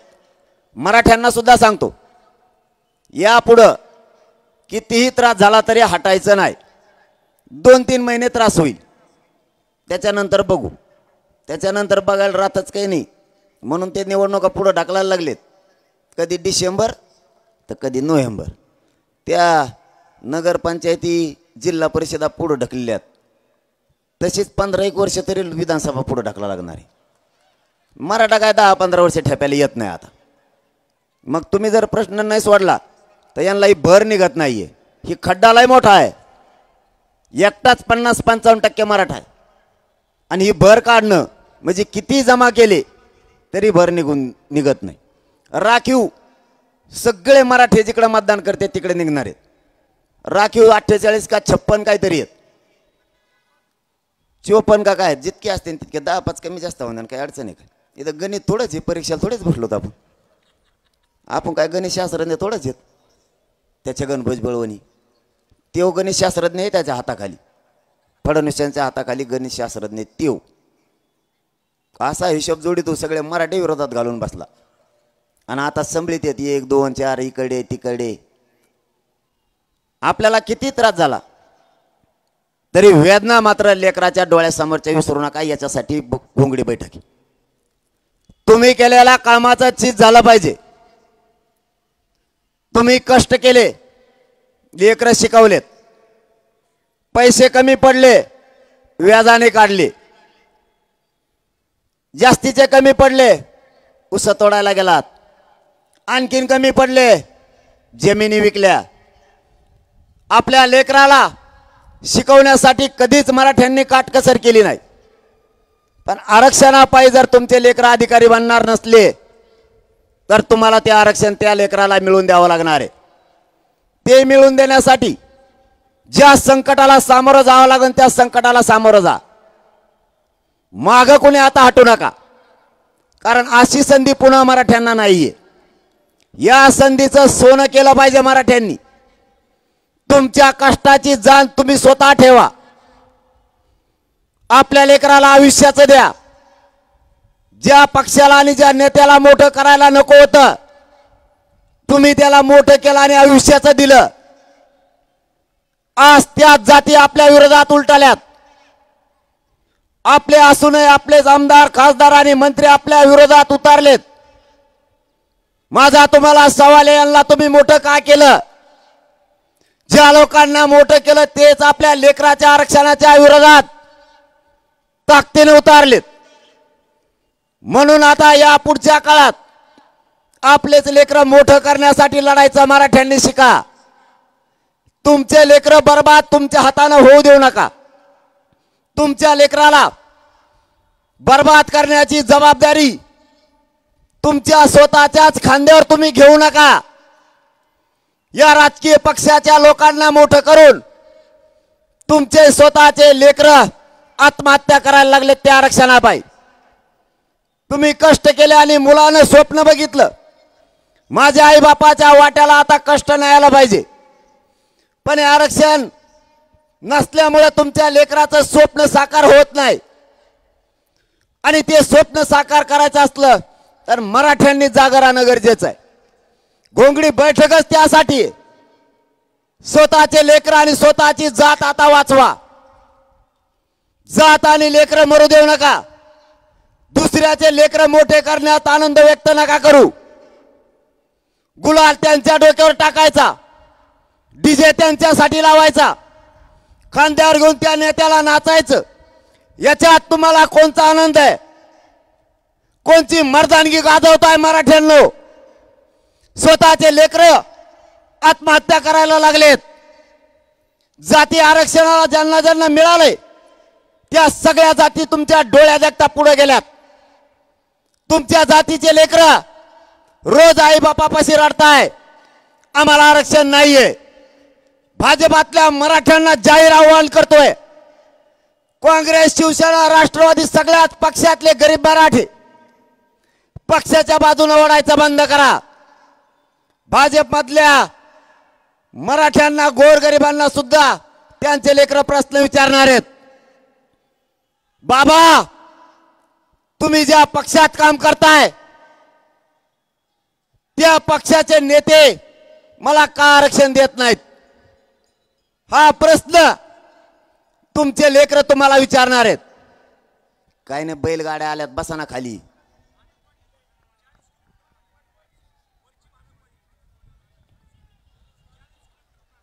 इतक्या बैलगाड्या, इतक्या लांबून आले कधी? ही फडणवीस साहेब, ही वेदना आहे आमची. बघा, त्या बैलगाड्या घेऊन लोक 60 किलोमीटरहून आलेत. ही मराठ्यांची वेदना आहे. मराठ्यांना यासाठी आरक्षण पाहिजे. कष्टकरी वर्ग आहे माझा मराठ्यांचा. हे लोक येडे नाहीयेत, हे कुठं पागल झालेले लोक नाहीयेत. यांच्या भावना आहेत. माझ्या गरीब मराठ्यांच्या लेकराला आरक्षण मिळालं पाहिजे, या गरीब मराठ्यांच्या भावना आहेत. कधी काळी फडणवीस साहेब तुमची माणुसकी जिवंत करा. तुमच्यात माया उत्पन्न होऊ द्या. गरीब मराठ्यांचे लेकरं आरक्षणापायी अडचणीत आलेत. कधीतरी गोरगरिबांच्या कष्टाचा विचार करा. तुम्हाला का गरीब मराठ्यांना आरक्षण मिळू द्यायचं नाहीये? तुमचा कोणता हट्ट आहे फडणवीस साहेब? गरीब मराठे मोठे न होऊ द्यायचा का? तुम्ही आमच्या मराठ्यांच्या लेकराच्या मुळावरती उभा राहिलात. तुम्ही जर वेळोवेळी असंच करीत राहिलात तर मराठा समाज तुम्हाला योग्य वेळ आल्यावर योग्य वेळी घरी बसवल्याशिवाय शांत बसणार नाहीये. एका बाजूला लावा. मराठा समाजाला मी सांगत होतो, तुमच्या लेकराच्या वेदना वायाला जाऊ देऊ नका. लेकर डोळ्यासमोर असू द्या. आरक्षण मिळाल्याच्या नंतर तुमच्या लेकराचं आयुष्याचं कल्याण होणार आहे. ही घोंगडी बैठक तुम्हाला जाग करण्यासाठी आहे. आता निवडणुका आल्यात, हे लोक गोड बोलतील, तुमच्या लेकराच्या न्यायापासून तुम्हाला लांब नेतील. हे 5 वर्षातून एकदा येत आहे. एकदा हे लोक निवडून गेले की पुन्हा माझ्या गरीब मराठ्यांना विचारणार नाहीत. म्हणून याच वेळेस मराठ्यांना आरक्षण मिळवून देण्यासाठी स्वतःच्या लेकराच्या वेदना डोळ्यासमोर कायम असू द्या. विसरू नका. तुमचा त्याग, तुमचे कष्ट विसरू नका. तुम्ही घातलेला पैसा विसरू नका. हे लोक मोठे होतील पण तुमचे लेकरं दारिद्र्याच्या खाईत पडतील, हे आठवणीत राहू द्या. आता समाज आणि समाजाचे लेकरं संपू देऊ नका. रात्रंदिवस मराठा जागा ठेवण्याचं काम सुरू 1 वर्षापासून आहे. आपण एकत्र येतोय, महिना 2 महिन्याला आपण सातत्याने एकत्र येतोय. आपला समाजाला, आपल्या लेकराला लागणारं आरक्षण विसरू द्यायचं नाही म्हणून आपण एकत्र येतोय. आपणही एकदा जर हाक मारली तर तुम्ही सुद्धा लाखाच्या संख्येने एकत्र येत आहे. आता तुम्ही इथं बसलेलेच यानेच ग्राउंड भरलंय. इथं बसलेल्या एकाच्या तिथं 10-10, 20-20 मतदान असणारे. आता इथंच जर ग्राउंड भरलं आणि हे एकाच तिथं 10-10, 20-20, 30-30 मतदान हे जर फुटलं, खाली काय राहिलं? पडलं ना सरकार. कार्यक्रमच झाला यांचा. यांना घोंगडी बैठकच कळा नाही. सभा आहे का घोंगडी बैठक? एक तर घोंगडी म्हणजे कायच अर्ध्याला कळलं नाही. अर्धे म्हणत होते नवीनच नाव सापडून आणताय कुठून काढून काय काढू आणि वेगळंच काहीतरी देत आहे. घोंगडी म्हणजे काय म्हणलं मला नाही माहीत. ज्या ज्या जिल्ह्यात येते तिथे जाऊन विचार आणि तो टकोऱ्यावर बी पांघरून घे, तुला घोंगडीची किंमत कळन. तिच्यात काय रग आहे, काय ताकद आहे, घोंगडीचा अर्थ काय. घोंगड्या बैठका पूर्वीच्या काळी का घेतल्या जायच्या, निर्णय कसे बाहेर पडायचे, तुला घोंगडी म्हणजे कळायची नाही. ती लय पवित्र आहे. घोंगडी ही खूप पवित्र आहे. आणि सर्रास पूर्वी शेतकरी हा घोंगडीच वापरायचा. पाऊस असो, थंडी असो, म्हणजे संकट परतून लावायचं काम घोंगडी करते. संरक्षण त्या शेतकऱ्याचं करण्याचं काम घोंगडी करायची. किती पाऊस असला तरी घोंगडी भिजत नाही, किती थंडी असली तरी तिच्यामुळं थंडी लागत नाही. शेतकऱ्याचं संरक्षण करणारी ही घोंगडी आहे. म्हणून या गोरगरिबाचं रक्षण करण्यासाठी, त्यांच्यावरचा अन्याय कमी करण्यासाठी या घोंगड्या बैठका आहेत. आपल्या लेकराच्या न्यायासाठी मायबापाओ विसरू नका बरं का. तुमच्या लेकराचा अन्याय डोळ्यासमोर कायम राहू द्या. तुमच्या लेकराला आरक्षण लागतंय त्यासाठी तुम्ही काय कष्ट केलेत हे तुमच्या डोळ्यासमोर असू द्या. माझ्या विरोधात तर इतके उठलेत आता. कुणी मारून टाकीन म्हणतंय, कुणी तुकडेच करीन म्हणतंय, कुणी तर मग ट्रॅपच रचलाय. आणि दर आठवड्याला आमदार बदलत आहेत. नांगराला जसे दुपारून बैल बदली देत, नुसते बैल बदली चालू आहे. ह्यो झाला की त्यो झाला की त्यो. पण म्या बी आता डाव टाकलाय, पण आणखीन 7-8 दिवस थांबवतो. आणखीन एखादा असला डाव तर त्यो बी पुढे आला, म्हणजे दोन्ही संघच मोडता येते मला डाव एक मोडण्यापेक्षा. मराठ्यांना एक उद्यापासून काम सांगतो. आता गप नाही बसायचा. 3 महिने तुम्ही म्हणता लय काम सांगायलाय. 3 महिने जर गप बसलात तर तुम्ही पिढ्यांना पारचं वाटोळं केलं म्हणून समजा. हे 2-3 महिने मराठ्यांच्या अस्मितेचे आहेत, भवितव्याचे आहेत, भविष्याचे सुद्धा आहेत. हे 3 महिने सगळे तैट राहा. सावध, बेसावध वेळेवर राहू नका. लढाई माणूस फक्त बेसावध राहिल्याने हारतो. सावध जर राहिला तर कसलंही संकट किंवा कसली लढाई असो, विजयाचा टिळा लागलाच म्हणून समजा. फक्त सावध राहा. आता बेसावध नको. उद्यापासून एक काम सुरू करा.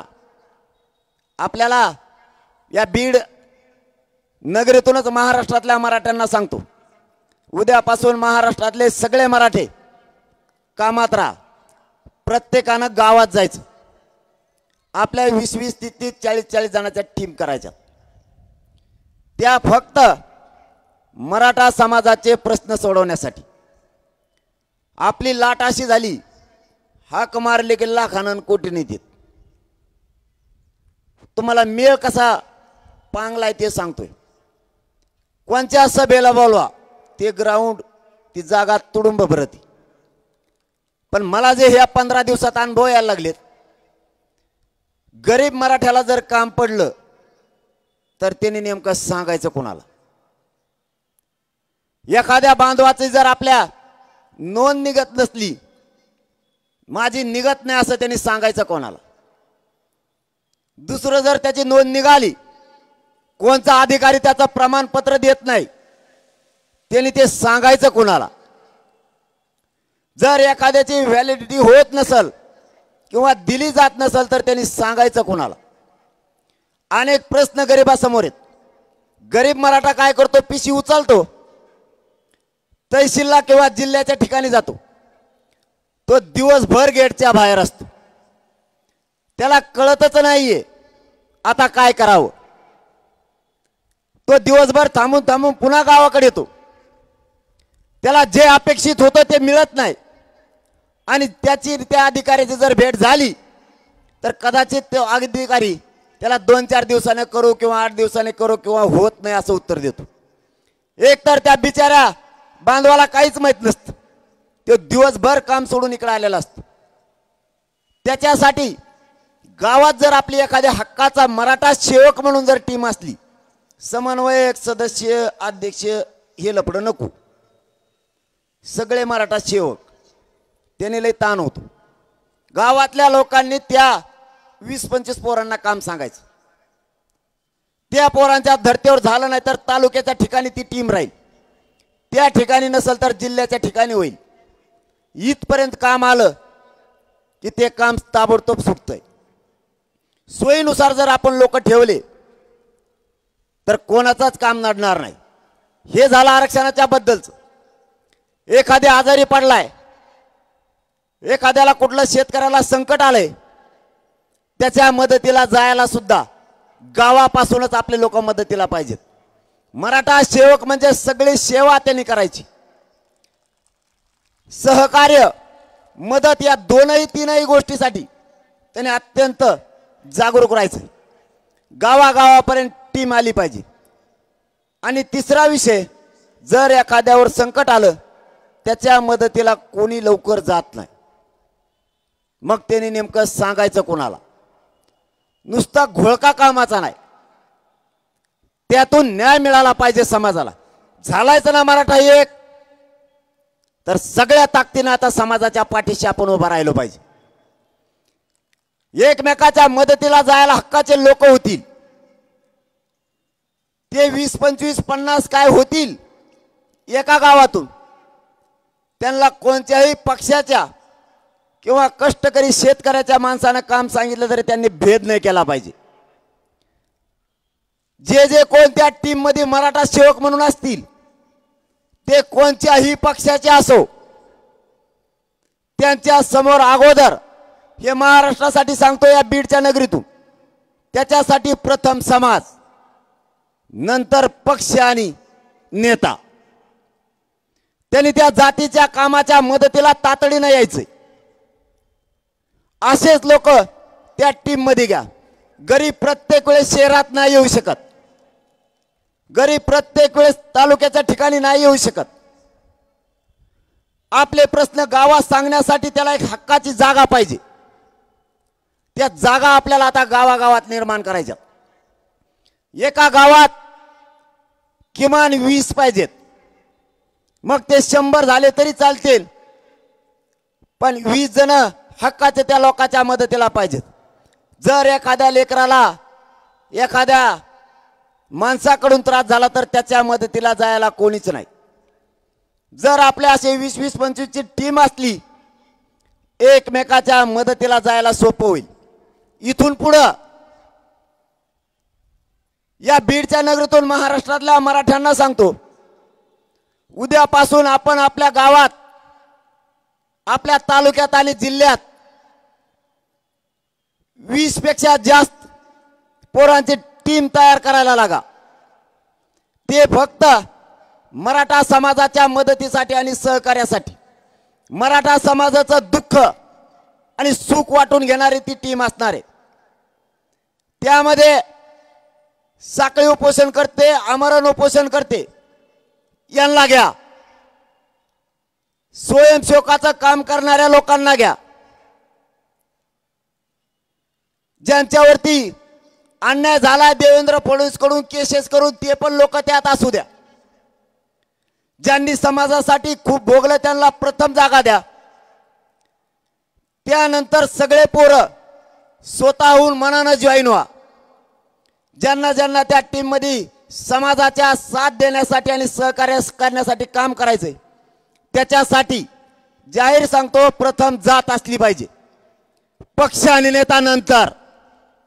हे याच्यामध्ये घ्या, मराठ्यांचा निर्णय त्याला अंतिम मान्य असला पाहिजे. अशा पोरांची टीम राज्यभर उभा करायची 20 तारखेपर्यंत. आजपासून 20 सप्टेंबर पर्यंत हे काम हातात घ्यायचं. 20 सप्टेंबरच्या नंतरच घोंगडी बैठकाच्या तारखा दिल्या जाणार आहेत. आपण देणार होतो, परंतु गावागावात टीमा असणं आपल्यासाठी आता गरजेचं आहे. आपल्या लोकांना आलेली अडचण सोडवणं आपली जबाबदारी आहे. आपल्या लोकांना साथ देणं, त्यांच्या दुःखात उभा राहणं आपलं काम आहे. म्हणून या कामाला उद्यापासून प्रत्येकानं गावागावात जावा, समाजाशी संपर्क राहू द्या. बैठक बोलवताना संपूर्ण गावातल्या मराठ्यांचे बोलवा. तुमच्या वतीनं जे कोणत्या गावात जाणार आहे त्याच्या वतीनं सगळ्या मराठ्यांना निमंत्रण जाऊ द्या. कोण नाही आला ती त्याची जबाबदारी, पण आपल्या बाजूनं सगळ्या मराठ्यांना न्याय द्या. कुणी उद्या म्हणायला नको मला आमंत्रण नव्हतं. घरोघरी त्या बैठकीचं निमंत्रण द्या आणि त्यांच्या समोर ती मराठा समाजाची, मराठा सेवकाची टीम ठरवू द्या. उद्या जर कोणी त्याच्यात एखादा आला नाही तर आपल्याला म्हणायला नको त्याने की आमचा माणूस तुम्ही त्यात का घेतला नाही. या सगळ्या असू द्या, फक्त त्याला प्रथम समाज आणि समाजाचा निर्णय अंतिम मानणारा तो मराठ्यांचा सेवक असावा. फक्त बैठक मात्र गावात झाली पाहिजे. त्यांचंच गाव आणि त्याच गावातले मराठ्यांचे सगळे लोक, समाजासाठी निस्वार्थपणे काम करणारे लोक त्या टीम मध्ये घ्या. आपल्याला पुढच्या काळात गरज आहे समाजाला न्याय देण्याची. माझी तुम्हाला हात जोडून विनंती आहे, हे काम सुरू करा. त्यानंतरच महाराष्ट्रातल्या आता घोंगड्या बैठका होणार आहेत. ज्या तालुक्यात, ज्या जिल्ह्यात टीमा तयार झाल्यात त्या जिल्ह्यात यापुढं आणि तालुक्यात घोंगड्या बैठका होणार आहेत. कारण आपल्याला समाजाला न्याय देण्याचा उद्देश आपल्या समोर सगळ्यात महत्वाचा आहे. दुसरा उद्देश नाही. अगोदर समाज, मग बाकीचं. मी पुन्हा तुम्हाला एक गोष्ट आवर्जून आठवणीत आणून देतो. सरकारनं आपली त्यांच्याकडे मागणी होती 83 क्रमांकाला कुणबी आणि मराठा एकच आहे. हा अध्यादेश सुशील कुमार शिंदे सरकारनं त्यावेळेस काढला होता. 2004चा तो अध्यादेश तो रद्द केलाय. त्याच्यात दुरुस्त्या करून त्या शिथिलता आणून ती पुन्हा सुरू करा, किंवा मराठा आणि कुणबी एकच आहे याचा नवीन अध्यादेश काढा. ही पहिल्या दिवसापासूनची आपली मागणी. आपली दुसरी मागणी, सगळ्या सोयऱ्यांची अंमलबजावणी करा, तीही आम्ही दिलेल्या व्याख्याप्रमाणे. आपली तिसरी मागणी आहे हैदराबादचं गॅजेट, सातारा संस्थांचं गॅजेट, बॉम्बे गव्हर्नमेंटचं गॅजेट हे तातडीनं लागू करा. सरकार करत नाहीये म्हणून आपला समाज जागे राहा. आपल्याला ते मिळवायचंय.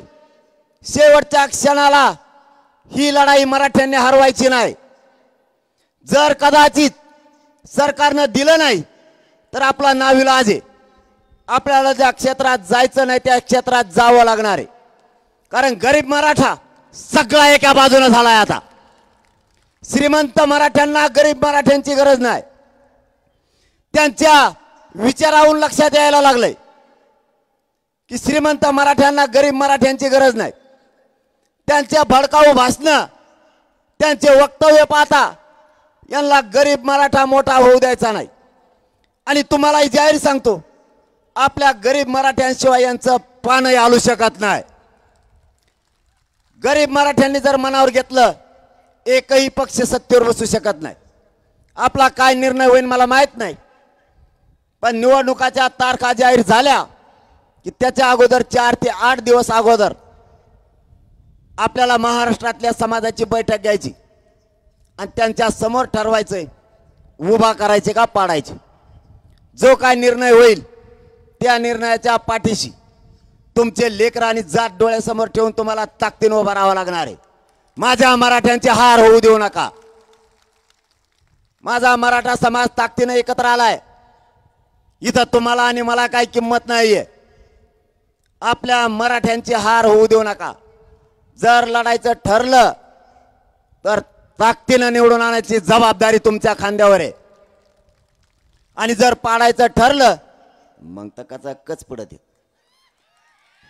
पाडायचा तर काही लोडच नाही. आपल्या आशेच चोपन्न निघत राखीव मधली 70,000पेक्षा जास्त मतदान आहे हो मराठीच. एका मतदारसंघात तुटन का लीड कुणाला?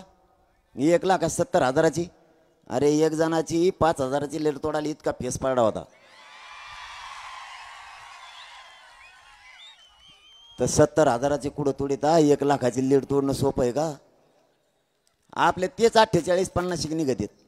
5-50 तर मराठी आत्ता वरकडून आणते तिकून तिकून. झाले 100-150 आमदार. हो ना एकदा गरीबाचे काही नेट आहे का तुम्हाला? नाही तर मारा मग मार खाऊ खाऊ. कुणी धोपटीत आहे पोलीस होते इतके धोपटीत आहेत मराठ्याला. तुटूनच पडत दोन हाताने हाणते. इतकं हाणतेत की लई. आम्ही मार बघितला भाऊ. आमच्या लोकाला असं कुथड येईनी. देवेंद्र फडणवीस ऐकून त्यांना दोष नाही देत आम्ही. देवेंद्र फडणवीसने सांगितलं तसं त्यांनी केलं ना. असं कुठलं त्यांच्या हातातले दांडे मोडवर ते काळ हातात राहतात एवढं त्यांनी सुद्धा आणतो देवा. पण फडणवीस साहेब तुम्ही जरी तुमची मस्ती आमच्या अंगावर काठ्या चालून दाखवली असली ना, दिवस बदलत आहेत. रावणाची लंका सुद्धा खाक होऊन बसली. हिशोब होणार आहे. जोपर्यंत मनोज जरांगे जिवंत आहे ना हिशोब होणार. जातीवादी अधिकारी आणून माझ्या गोरगरीब मराठ्यांच्या डोक्यात छातीत पोटात गोळ्या घातल्या. आया बहिणींच्या डोक्याच्या चिंदड्या केल्या. आमच्या डोळ्या देखतात छाताडावर बसून बंदुकीच्या दस्त्याने डोके फोडले. जातीवादी अधिकारी तिथं आणून त्यांनी इटानी मराठ्यांना मारलं. आणि ज्या पोलिसांनी मराठ्यांना मारलं फडणवीस साहेब तुम्ही त्यांना बढती दिली. मराठे विसरणार नाहीत. दिवस बदलतेत. हिशोब जिथला तिथं होणार आहे.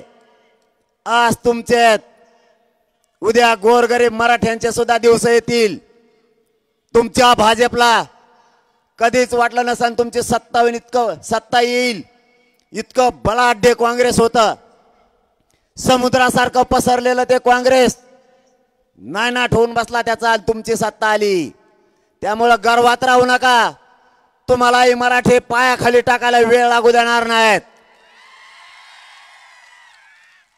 जातीवादी अधिकाऱ्यांच्या हातानं आमच्या आई बहिणीचे डोके फोडून रक्ताच्या थारुळ्यात पडलेल्या माता माऊल्यांचे सुद्धा कदार या हरामखोरांनी केली नाही.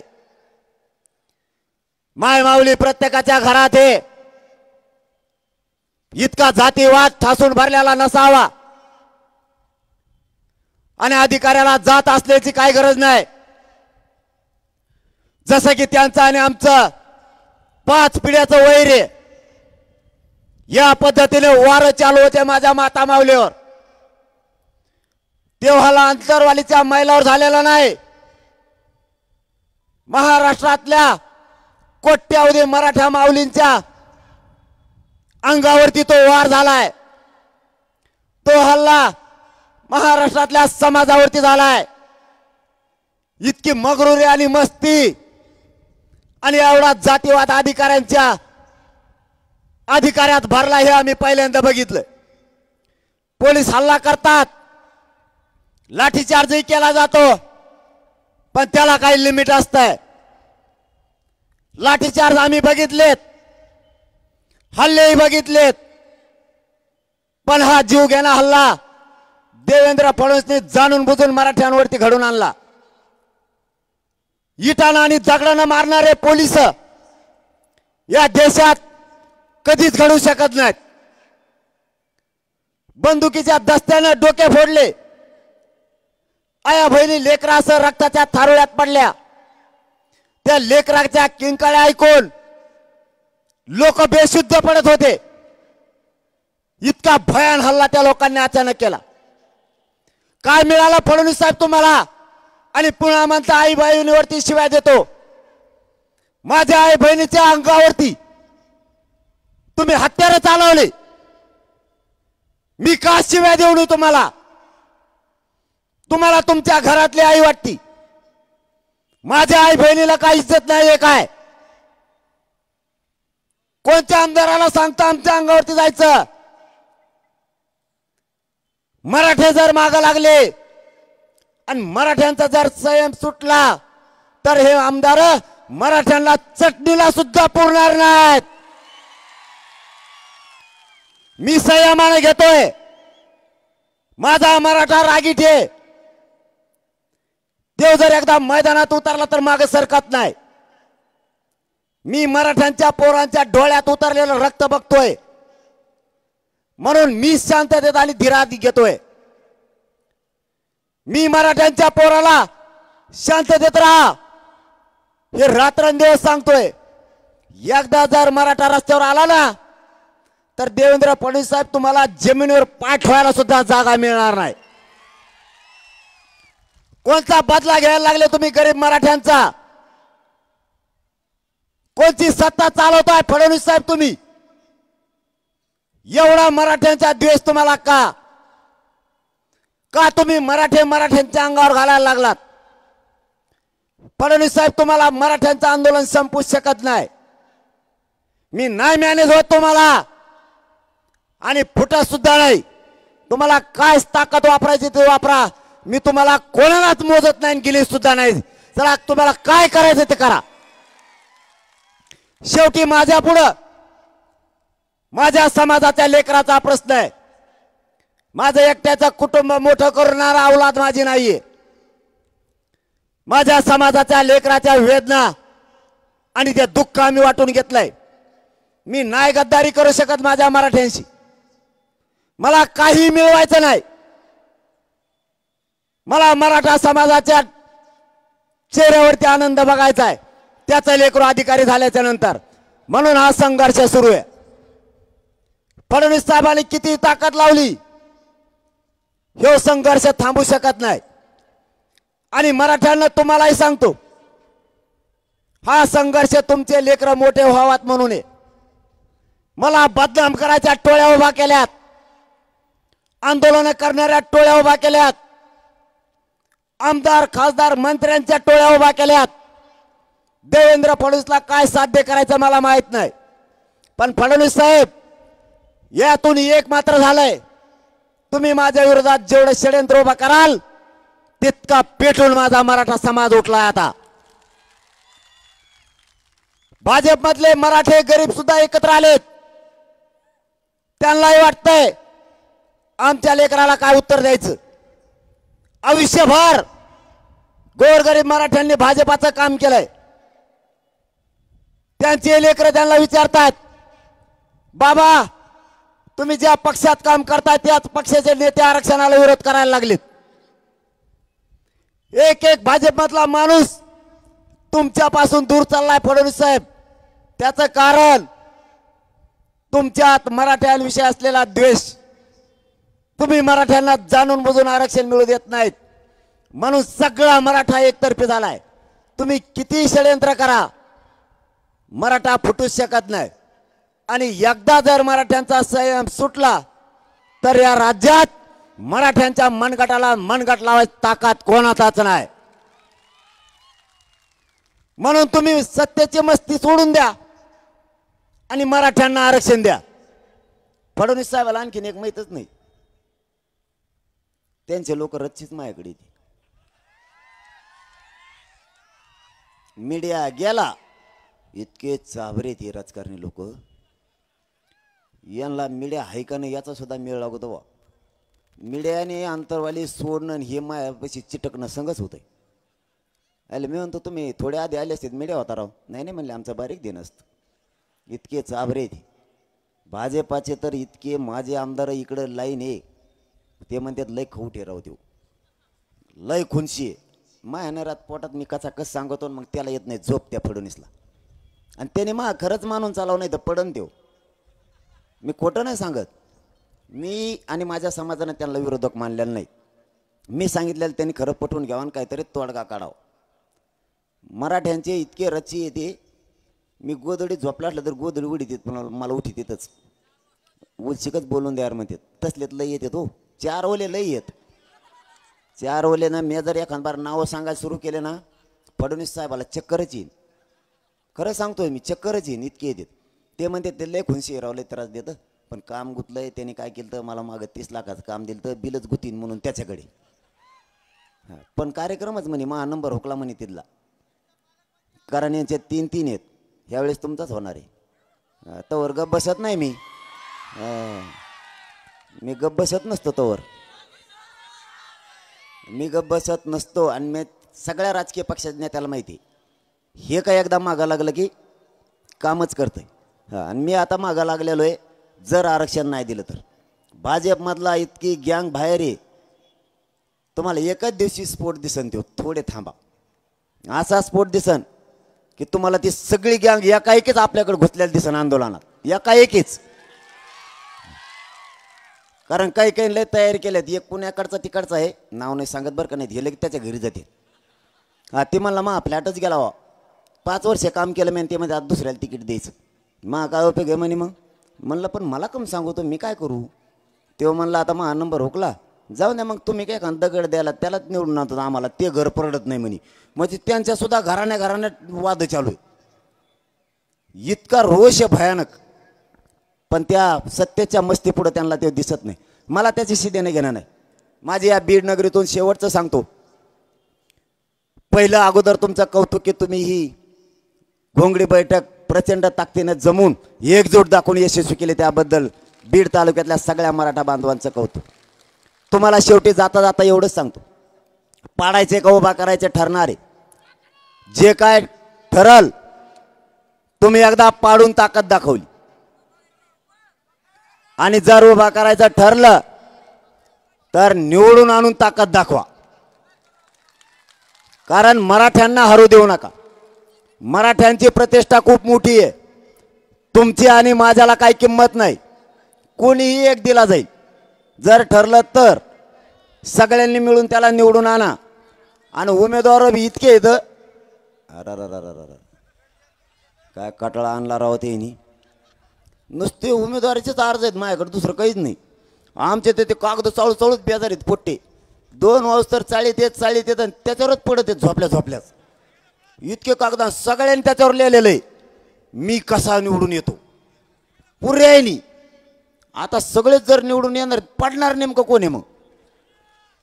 आणि रातची एक जण तर 11-12च्या पुढंच आला. फुल झालता का कोणतो त्याच्या तवा ध्यानात आला आपल्याला उमेदवारी अर्ज द्यायचा राहिला. तैट झाल्यावर आलं फाईल दुसरीच घेऊन आलो. अरे मी म्हणलं दादा ही फाईल ती नाही तेव्हा मला नीट वाचव तिची. म्हणजे अरे ते दारूच एक नाच सोडा यार तुमच्या पाया पडतो राव मी. त्या दारूने असा कार्यक्रम झाला राव. तुम्ही फाईलही दुसऱ्याच आणायला लागलीत काही.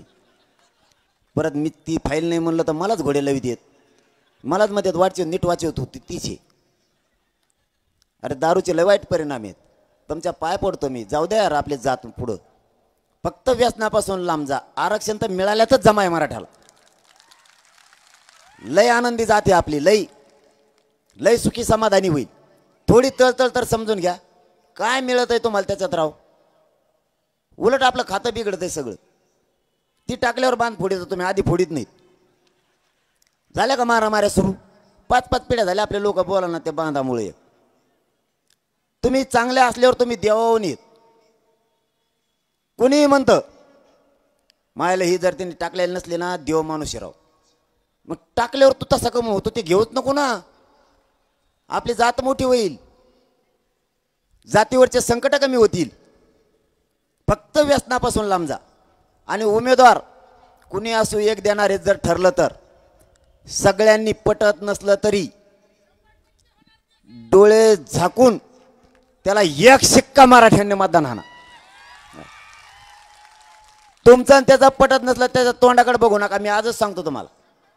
पण मतदान सणासण हाना. आणि त्याला एकदा निवडून दिलं की त्याने काम नाही केलं की माझ्याकडे मी कचाकच घोडे लावून काम करून घेतो तुमचं.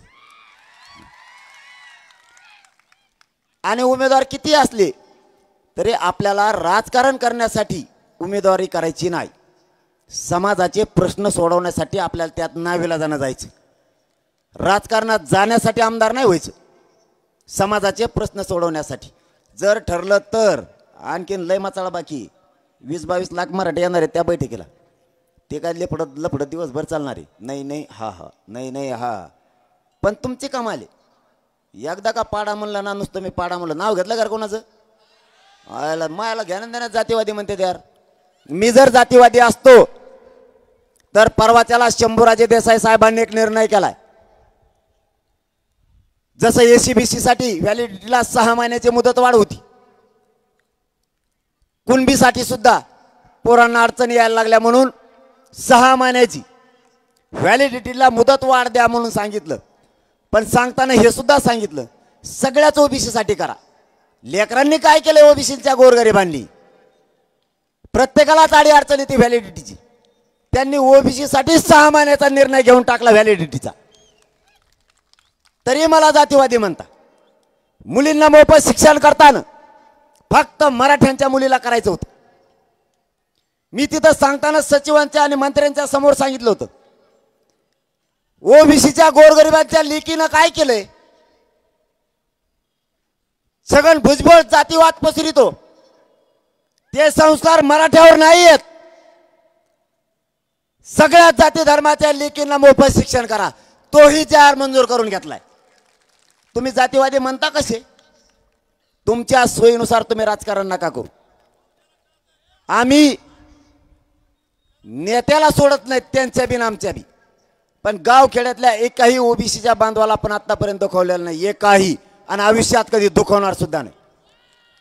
सगळ्या गोरगरिबांचे काम मराठे करतात आणि त्या पुढेही करतील. त्यांच्यावर मराठ्यांकडून कसलाच अन्याय होणार नाही याची खबरदारी गावागावातला मराठा घेतोय. फक्त तुमच्याकडे एक जबाबदारी, एकजूट फुटून देऊ नका. बाकीचं सगळं मी बघतो. देवेंद्र फडणवीसांना काय षडयंत्र करायचे ते बघतो. आणखीन तो दरेकर मामा उठला पुन्हा नवीन एक, आता आणखीन लय येतं. आता ना खरं सांगतो तुम्हाला, हे मराठ्याच्या खिशात येत बा असली जर तारायला लागले मराठीत चालता चालता यांना कुंकड पाडून टाकी देईन, मेळ बी नाही लागणार. आणि आता ते येतं नसते त्या बरीने, याच्यातलं तर एकही येत नसतं. आता किती ताकद लावली तरी शेवटी जाताना एवढंच सांगतो, भावनिक होऊ नका आणि जात आणि लेकराला विसरू नका. वेळेवर जर त्यांच्या वेदना विसरलात, लेकराचे होणारे आलक्षणामुळे हाल जर विसरलात आणि नेत्यालाच मोठा करायचा प्रयत्न केला तर तुमच्या जातीचा आणि लेकराचं वाटोळं झालं म्हणून समजा. वेळेवर भावनिक होऊ नका. ही वेगळ्या योजना आणते. आता आणली बघा ती लाडकी बहीण, चांगली आहे ती योजना, चांगली, काय अडचण आहे. पैसेच आपले आहेत. देवेंद्र फडणवीस काय नागपूरचं वावर ऐकलं का एखाद्यानं आपल्याला पैसे दिले? आपलेच पैसे. ते पेन घेतला तरी GST कट होतोय, बिस्किट पुडा घेतला तरी कट होतोय, काय घेतलं की कट होतोय. पैसेच आपलेत. घ्या, ती चांगली योजना आहे, काय अडचण नाही. पण फडणवीस साहेब, मला एक प्रश्न पडला, तुम्ही लाडक्या बहिणीला 1500 रुपये दिले, चांगलं केलं, ती चांगली योजना आहे का नाही ते पुढं बघू. घ्या, ते आपले लोक बी घ्या, सगळे कामाला येते पुढं दे. पण एक प्रश्न आहे, लाडक्या बहिणीला पैसे दिले पण भाच्याला आरक्षण लागते, त्याचं काय?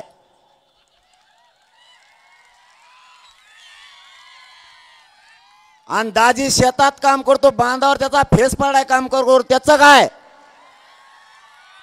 दाजीच्या मालाला भाव पाहिजे ना. लाडक्या बहिणीला पैसे दिले, दाजीच्या मालाचं काय? दाजीचं कंबर मोड काम करू. आणि दाजी जर एखादा रूम न घेऊन मुंबईकडे निघाला मामाकडे, तर मग त्याच्या मालाला भाव पाहिजे. दाजीच्या लाडक्या बहिणी दिले, चांगलं झालं. भाच्याच्या आरक्षणाचं काय? अरे तुम्ही आयुष्याच्या सुविधा द्या. तुम्ही हे चिरीमिरी वाटायचं बंद करा. हे 1500 रुपये आमच्या आयुष्याला पुरणार नाहीयेत. आम्हाला आयुष्याच्या सुविधा पाहिजेत. यासाठी या मराठ्यांचा आक्रोश आहे. तुम्ही आयुष्याचं आरक्षण द्या. हे मराठे तुम्हाला डोक्यावर घेऊन नसतील. शेतकऱ्याला आयुष्याच्या सुविधा द्या. करा शेतकऱ्याची कायमची कर्जमुक्ती. ते नाही करणार, 1500 रुपये देणार. तुम्ही शेतकऱ्यांना त्याच्या मालाला भाव द्या. त्याला 24 तास लाईट द्या, त्याला कायमस्वरूपीचं विदर्भाला, खानदेशाला आणि मराठवाड्याला पाणी द्या. माझा मराठा किंवा शेतकरी एक बी आत्महत्या करू शकत नाही.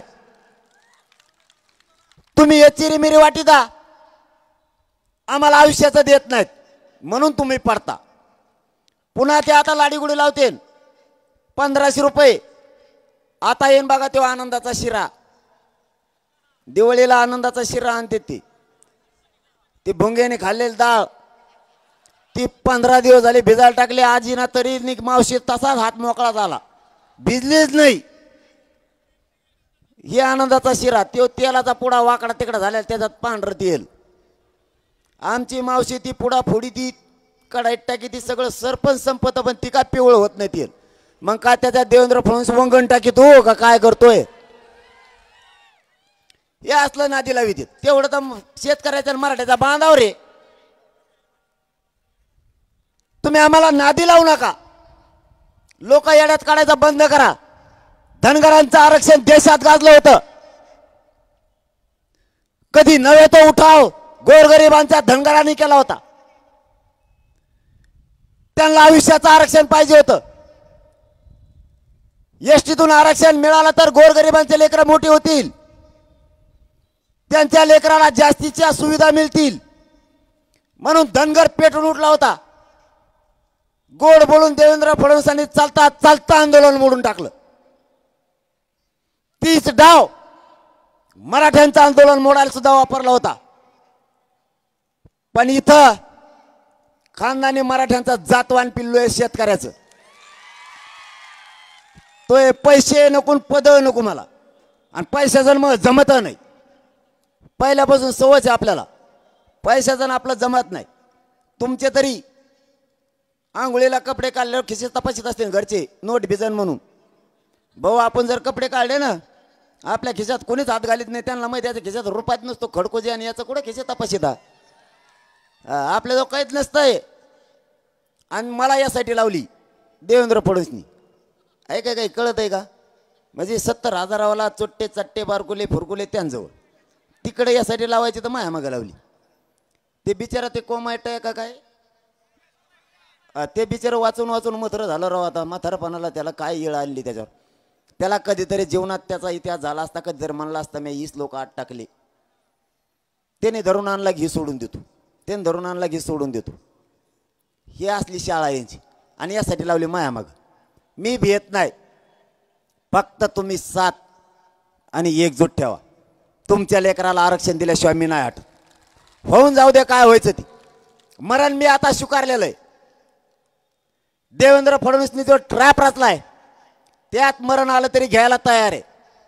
आणि समाजासाठी लढून उपोषण करून मरण आलं तरी मी ते घ्यायला तयार आहे.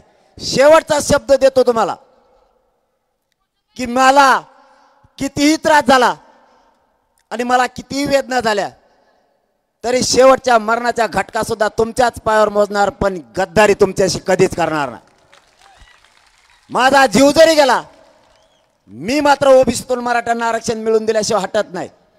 नसताय सरकार जर आपल्याला ह्या राहिलेल्या महिना दीड महिन्यात जर आरक्षण ओबीसीतून नाही दिलं तर सरकारचा सुपडा साफ केल्याशिवाय मराठ्यांनी मागे सरकायचं नाही. आपल्या घोंगडी बैठकीचा उद्देश मराठ्यांना ओबीसीतून आरक्षण मिळवून द्यायचं.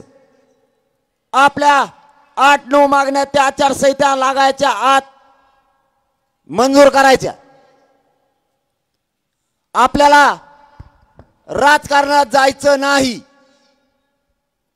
या घोंगडी बैठकीचा उद्देश मराठ्यांना राजकारणात जायचं नाही, मलाही जायचं नाही. पण नाही दिलं तर आपल्या समोर पर्याय नाही. सत्ता मराठ्यांना काबीज करावीच लागणार आहे. गोरगरीब ओबीसी, गोरगरीब मराठा, मुस्लिम, दलित, गोरगरीब शेतकऱ्यांनी एकजूट राहायचं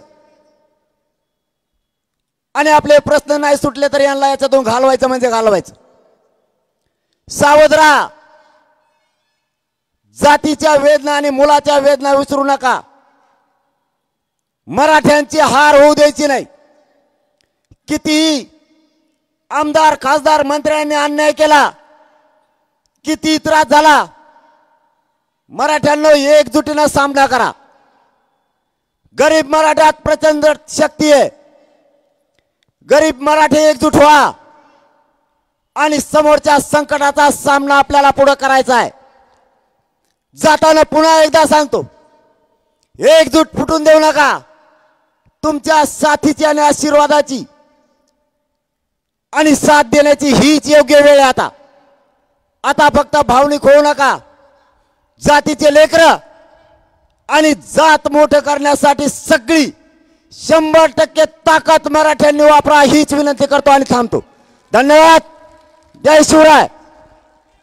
या ठिकाणी कुणी स्टेजवर जाऊ नका. अतिशय सुरक्षितपणे व्यवस्थित दादांना खाली यायचंय. सगळ्यांनी ही सभा यशस्वी करण्यासाठी आपण प्रयत्न केले. धन्यवाद.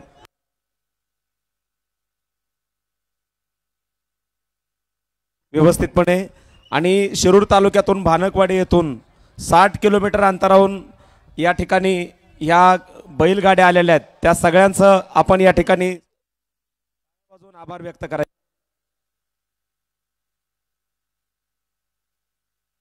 राष्ट्रगीताने